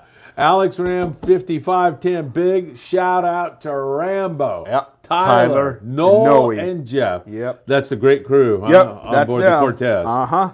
And as I told you, and I think I've already said this once, but I'll say it again, George Feldman, he handled all my wife's immigration stuff. He's an attorney, and he loves Rambo. And George kind of got out of the game for a little while, so he's like, I bet Rambo's not around anymore. And I said, man, I got to get you hooked up with a great guy. Yep. All right, what number are we on? 4. We're on number 4? We're on number 4. We might go home We're getting there. But we only have 64 likes. If we don't get to 100 likes, that beautiful wreath is mine. Come on, guys. Just hit the button. God, why? Don't worry. There's want me to have it? No politics or religion here. You don't have to be afraid of what will happen to you at work tomorrow. Just hit it. Yeah, really. No one's going to. You just hit the like button. Wait a minute. We see that you hit the like button for Friedman Adventures. That's a subversive. All right, number 4. Number 4. Here we go. Don't get stuck in textbook mode. Do what's getting bit and don't fight it. Okay. There you go. Just like what we talked about in number 3. And that is just paying attention and adapting to what's going on. Correct. Even though your brain says, wait a minute, I shouldn't be fishing this bait. But, however, empirically, I'm looking and everybody's getting bit doing this. Yep. I'm going to do what counterintuitively doesn't seem like the right thing to do. Here's one here. All right. Our October trip was absolutely incredible. All right. One of my friends, his daughter joins us, and let me tell you something. She put on a clinic on the bluefin that she got her personal best, then she got her personal best, and then she got her personal best on the same trip. Yeah. So she's fishing the sinker rig, and she's one of those where, one of the fish, I think she just bombed that thing down. So she gets bit on that. I go up to her and I says, hey, Jamie, you probably shouldn't bomb that thing down like that. You might want to just feather this thing like that. Oh, okay, I'll go real easy on it and I'll start paying attention to the colors in my line. Got it, right, roger that. So she sends that thing down nice and slow. She gets to the color. She puts the reel halfway into gear, just keeps it there, dead sticks. Bingo, nails one. And I was just about to tell her, now once you get to that depth, you wind it back slowly, right? Because that's how we do it on the textbook. Yeah, right. You just dead sticked it, she got bit. Wow. So, don't get caught up in textbook. Understood. Just, kind of pay attention, like you said, be able to adapt and look at what it is that's working and, modify your ways from there. But the moment that we kind of say, well, that's not going to work, somebody's going to prove you wrong. Every single time. Exactly. Okay, let it go slow and wind it up slow. Well, you got one of the photos from one of my posts of a gal, Ashley. She was on my trip with a 200-pounder cow. She was laying on the floor with that thing. Oh, that's right. Yeah, that was a great photo. She did stick it. She just kept it where it was. She counted the marks on the reel and put the reel in gear. And when she got bit, it almost ripped the rod out of her hands. But she got bit. So there you go. Yeah, you know? absolutely. Yeah. There's a perfect example. Yeah. So kind of don't get caught up don't get stuck in textbook mode. Really, get out of your own way, if you will. Yeah. And just kind of say, hey, this is what's working right now, and this is probably something I should consider doing. Yeah. Yeah. I thought you said Joel Shimuzu liked me after the other day. Well, he's saying hit the like button. Joel, I want the wreath, okay? If I get to 100, I don't get it. Joel, thank you. Yeah, hit that. He's got almost a 70. Yeah, we're almost there. Yeah, and this show cannot go longer than 2 hours tonight because the office personnel up front will kill me. So it's Christmas time. Joel, okay, hit the like button, everybody. If we get to 100, I'm going to raffle that off. I've already got the question in my mind. It's from the morning briefing, so hopefully you've been watching that. Yeah. What's your most memorable catch? That's what TB Metal Art wants to know. Memorable catch was a trip on the Freedom with my younger brother and my cousin. We were in a okay yellowtail bite, but there were two little kids up on the bow chucking 9 and 10 foot rods.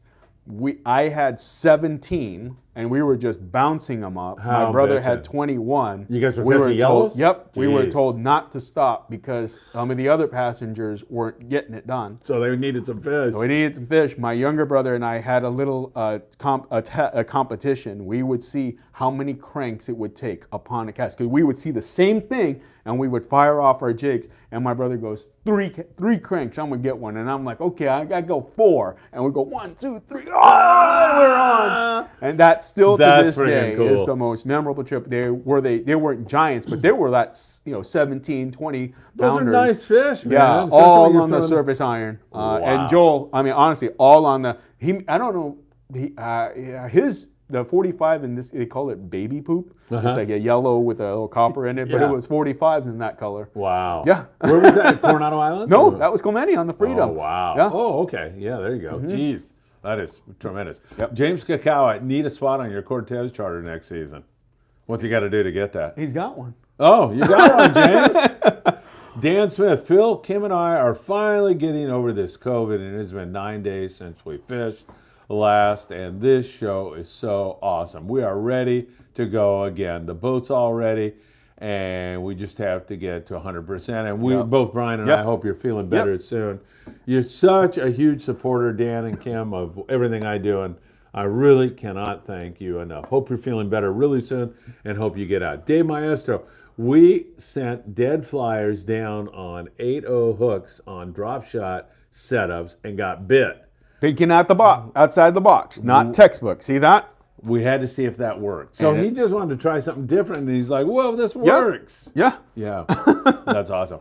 Joel Shimuzu, that guy again? You get any more likes up there? No, there's only 69. Is there any techniques you would say are not textbook for jig fishing? Well, I guess in the world of surface iron and yo-yo jigs, he'd probably be the better one to answer that. But I will, on the speed jigging, for bluefin, for example, there is nothing that says you have to work that jig in that fashion. Yeah. You remember I told you when I get on a stop for bluefin, I will try all 5 different, if there was 10, I'd try 10 different hooking methods until I get the result that I want, right? Yeah, yeah. Well, the same thing with speed jigging. I'll drop it down, get to the depth, and start working it up real fast, the traditional way of doing it. Then I'll slow it down. Then I'll do a straight crank. Then I'll just leave it there sometimes just to dangle around in the current and see what happens. Right. So yeah, that's not textbook speed jigging. Because, I mean, one could make the argument, well, Brian, if you're just going to crank it up, why don't you just use a rail rod? Well, no, I'm going to use my rod. But, I mean, that's kind of, you do whatever it takes to get bit. So surface iron-wise, yo-yo jigs, I'll leave that to him. He knows a lot more about that stuff. I know he told me stories about his grandfather would fish a jig and, like, turn the handle a couple times and stop, and kind of changing the cadence a little bit. So I'm not that good with it, with the surface iron to be able to do that stuff. Yo-yo jig, something that I saw Ray Sobiek on The Producer. We were fishing the yo-yo jigs at the Coronados, and something that he showed us, I didn't think you needed to do it, but he goes, once you get to the bottom, he goes pump a couple of times. It might get their attention, and as you turn the handle, they're kind of locked in on it now, and they start to follow the jig. I go, but we're not rock fishing, Ray. Here's me now trying to be textbook, right? Yeah, I'm arguing with Ray Sobiak. Yeah, that worked out. But still, we caught fish, and we caught more fish on that. So yeah, textbook. Surface iron, I'll leave that to you, buddy. But on the speed jigging, just because I have the speed jigging rod and the reel doesn't mean that I'm speed jigging the whole time. It's whatever's working. Yeah. I'm opportunistic. I'm going to do whatever it takes to get. Yeah, and your advice about just trying new stuff. I know when I fish the surf, man, I am trying all kinds of different stuff. I'll try a fast wind, a medium wind. I'll vary it, like I'll wind fast, slow down. Yeah. And that stopping in the surf works really good. I don't know if, like you say, they key in on it. They see it like in the mud or in the sand, and then right when you take that second wind, boom, you're bit. And so I don't know if they followed it, like a halibut jumps up there and sits there, and now he's looking at it, and it starts to move. He jumps up, but I'm sure Joel's trying to play stump the guest, but you're not going to trick me onto this one because he is, he's never going to tell you this, but as far as like surface iron fishing, he's the one person that I actually know personally.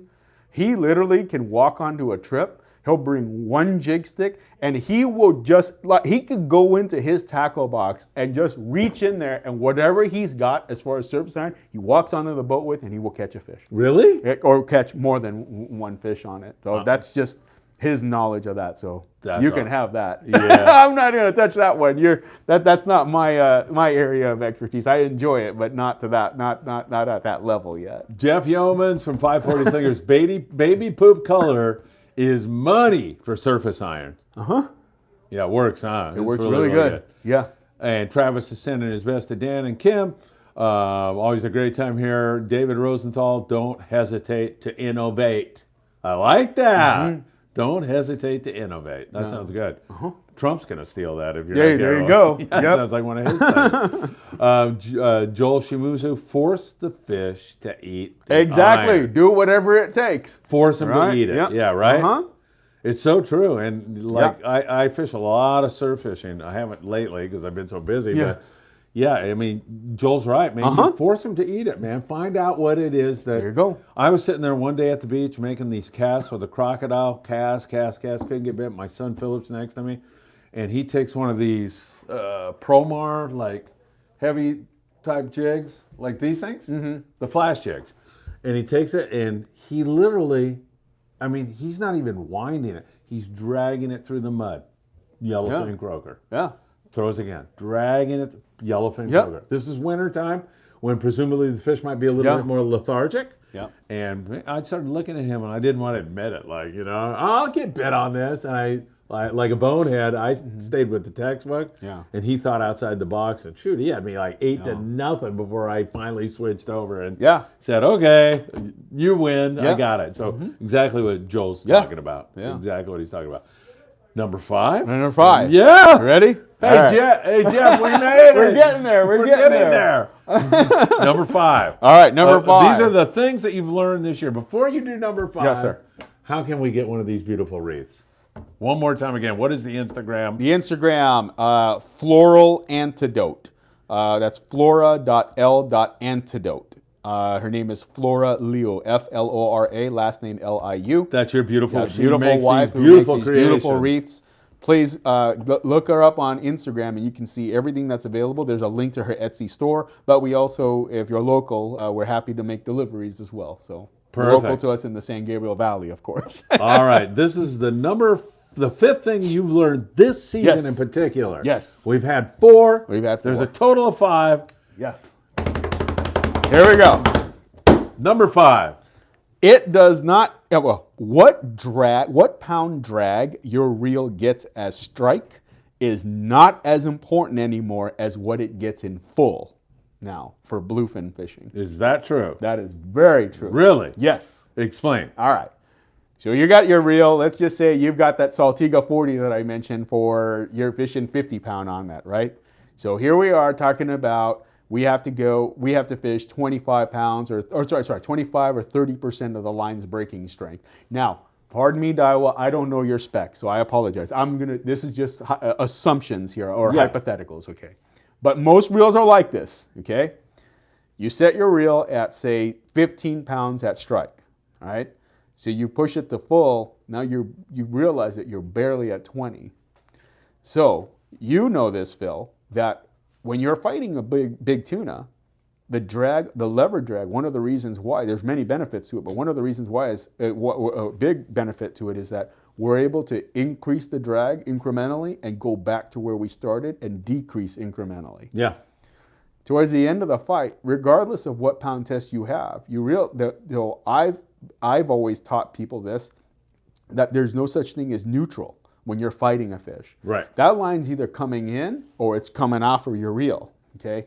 The more line you're able to get back, you got to know that you have to be confident in to say that you are starting to break this fish down. And the more line that you get, you have to increase your drag pressure. You have to move that lever up. You have to have the confidence to do that. That's the only way you will be able to land them in any reasonable amount of time without losing them. Makes sense. Okay.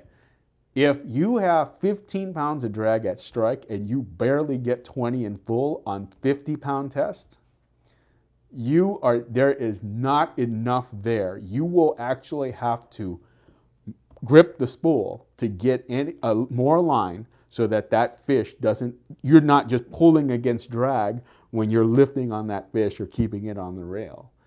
And a lot of the reels these days, they're designed like that. The drag curve is so small, it's so tight.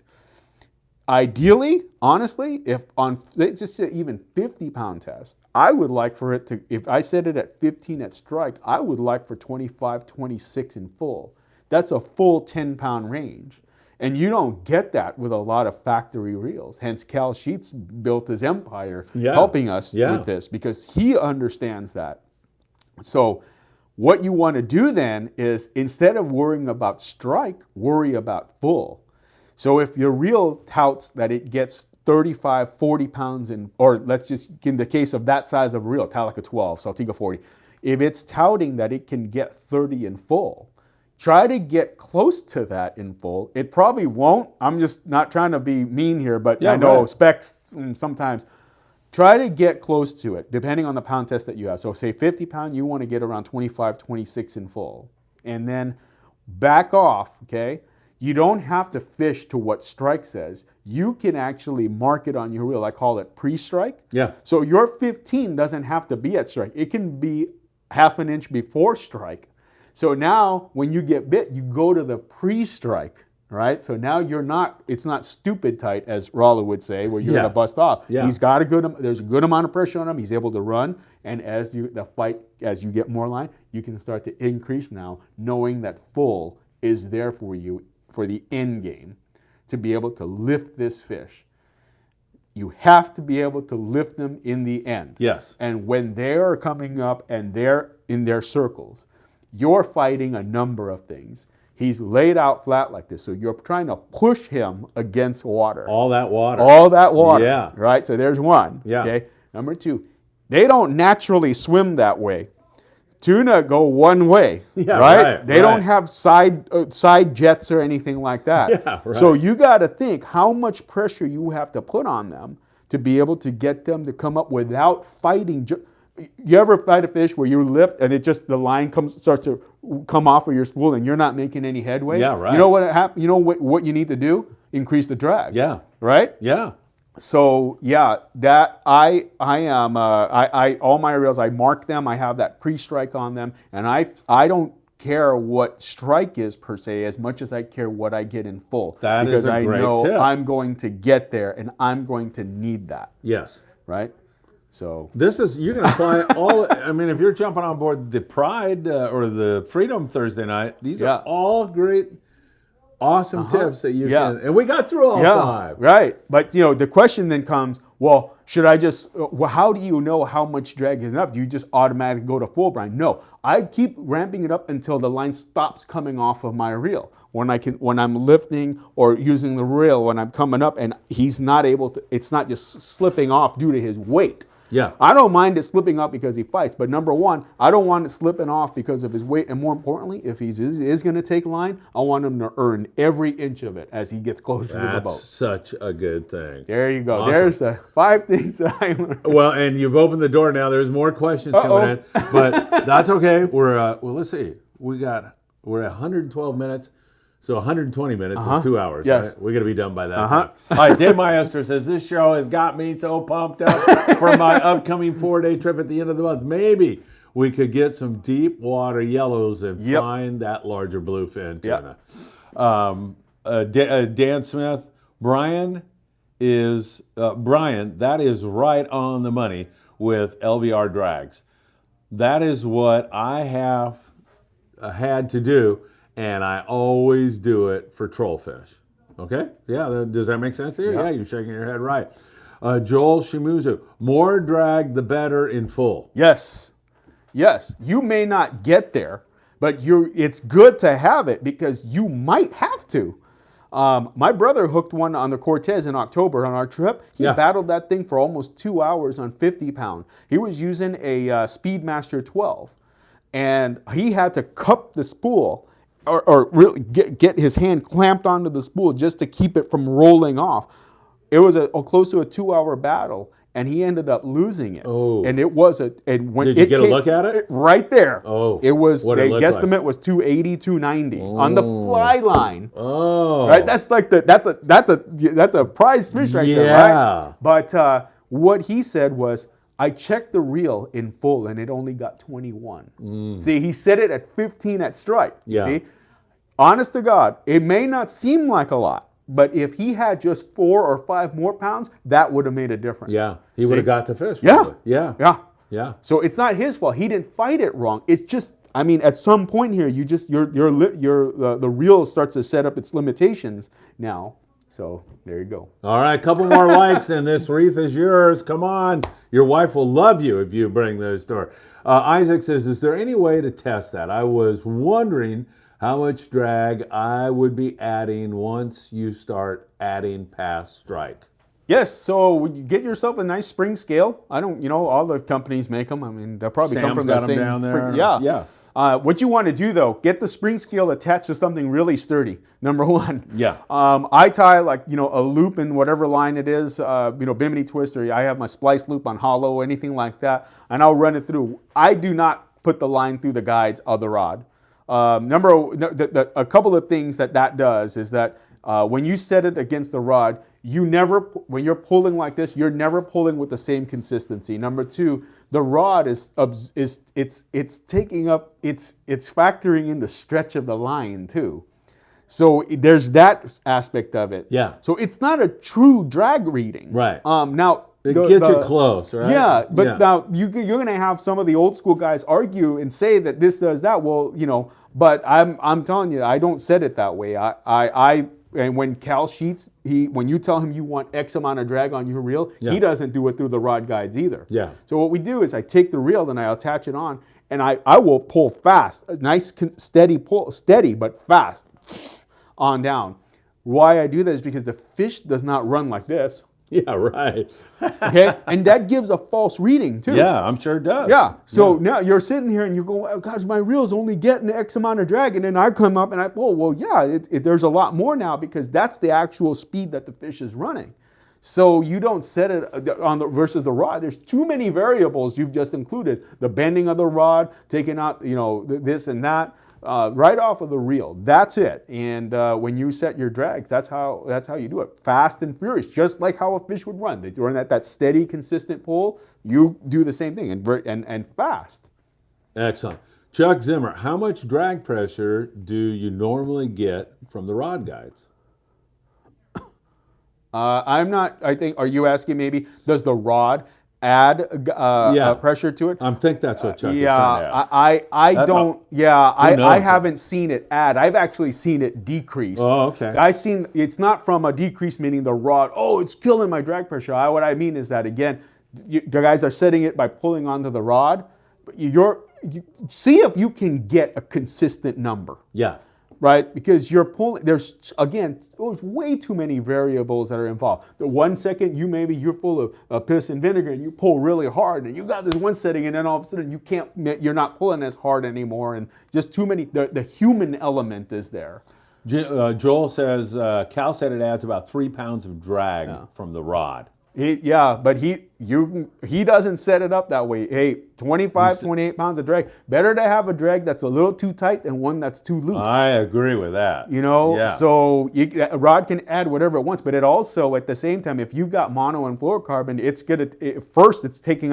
has to take the stretch out of the line first. Yeah. See? So there's that portion of it. That flat rodding, when we're doing that thing that we did the video on, when we're doing that, take a look at what happens and why the guys that do it well, they can bring fish up real quick. It's because most of that drag is at the hook now. Yes. You see? Yes. As opposed to being swallowed by the rod and the line and everything. Going right down to the hook. Yeah. So, the rod may add, I'm not sure, but I don't set it that way and I don't have any issues. I land my fish pretty efficiently. I'm not a hulking guy.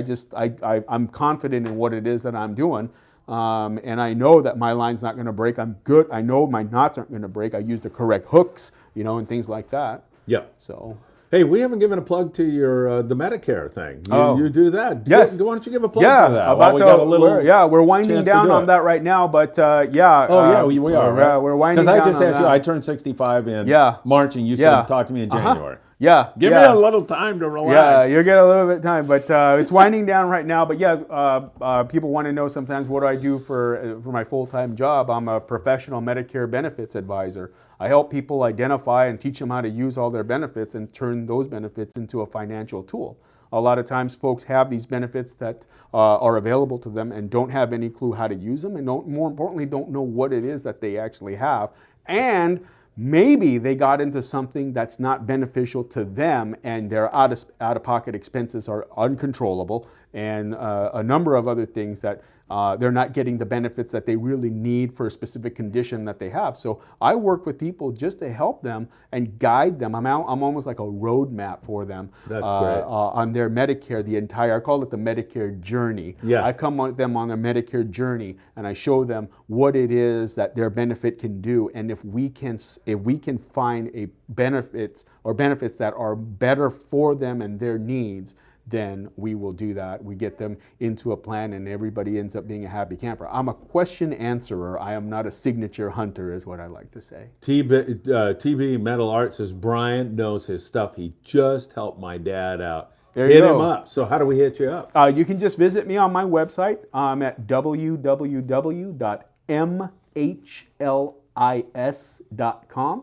And there's a little button on that thing. It's a yellow button. It says Ask Me About Medicare. Click on that. If you don't just have to be Medicare. Have fishing questions? By all means. I love that too. Right. Yeah. Joel says Brian has personally helped my mother and my younger sister with their Medicare. Just having Brian explain the plans was so much help. And appreciate that. I threw myself at your mercy. I said, I don't know anything about this, Brian. And I trust you. That's the biggest thing. Yep. So that's all. That's going to be good. Yep. All right. So we're supposed to get to 100 likes. That's all right. I'm a schmuck, but I'm not that big a schmuck. I want my audience to have this. So here we go. I'm going to ask a question from the morning briefing. Yes. Or no, I don't know. Or you can ask any question. Would you prefer to do it? You can definitely do it. Do you have a question, or it can be It doesn't have to be from my show. It could just be a fish question, or. Now you're putting me on the spot. Or do you want me to ask Mike? Go for it. You sure? Yes. Okay. So you have to listen to the morning briefing, obviously, and I assume all of you do that because you have no lives anyway. I'm just kidding. So here we go. On the morning briefing, I talk about most of the time. I talk about 3, and yesterday I talked about 3 places in Ensenada that I get fish reports from. Name one of them. The places in Ensenada, Baja California Norte. I talk about what they're doing, how their fishing is. There's 3 of these places in Baja. Name one of them, okay? Name one of the places. Yesterday I talked about they were having Travis Bright Blackfin sport fishing. There it is. Got it? Okay. Yeah. Travis nailed it. Yeah, if Travis can get you his shipping information, then we'll just pass it on to me and we'll get it out to you in time for the holidays. Panda 56 Blackfin, just one too late. Yeah, Travis, text me your mailing stuff and I'll get it to Brian here this evening. And a bunch of people are stoked. And Travis, your wife is going to love this. I've met your wife because you guys came to the million view celebration. It was great. Brian, do you do twilight trips for structure? I love it. Let me know, Jeff. I love twilight fishing. You do? I do too. I love it. Let me know. Dan Smith said, what a show, what a show. You know, I think we're going to kind of wind this one up unless I see something pop up there because, we covered the 5 things that we wanted to cover. We sure did. You were awesome. We've given away the wreath, even though I had it in my mind. I started to think, I'm going to steal that from these people. Yeah. They don't deserve it. No, I wanted to, like I said, I know Phil's just joking, but we want to just joking. thank you guys for listening. And the Friedman Adventure family, man. They're too much. And more guys, 540, hell yes, we'll put something together. Great show, Brian and Phil, says Tim. Great show, thanks. Thank you, guys. Brian, you are the man. Great catching up. I not only, great catching up. I got great Vietnamese food tonight. And I'll probably see your wife in the morning. I might even see you. Depends upon my schedule. Yeah, let me know. When I'm all through, I'm going to go out and visit a patient of your wife's who's a friend of mine. What a small world. There you go. It's absolutely incredible. All right, I'm going to walk over there. You're going to, one more time, for me, you're going to give that Instagram account. All right. While I walk over here. I'm going to say Merry Christmas to all of you. Thanks for building the Friedman Adventure family. I know it's because of great guests like this guy right here. Thank you. So I'm going to turn him over to you. Go ahead, Brian. If you guys want to check out the wreaths, go on my wife's Instagram page. Again, it's floral, FLORA.L.antidote. Flora Liu, Liu. Look her up on Instagram. She's got all the pictures of everything that she's made, and they're available. And we ship anywhere in the continental U.S. Perfect. Brian, thanks again, my friend. Thank you, guys. Thanks, everybody, and we'll see you again really, really soon. Good night. I got to move this.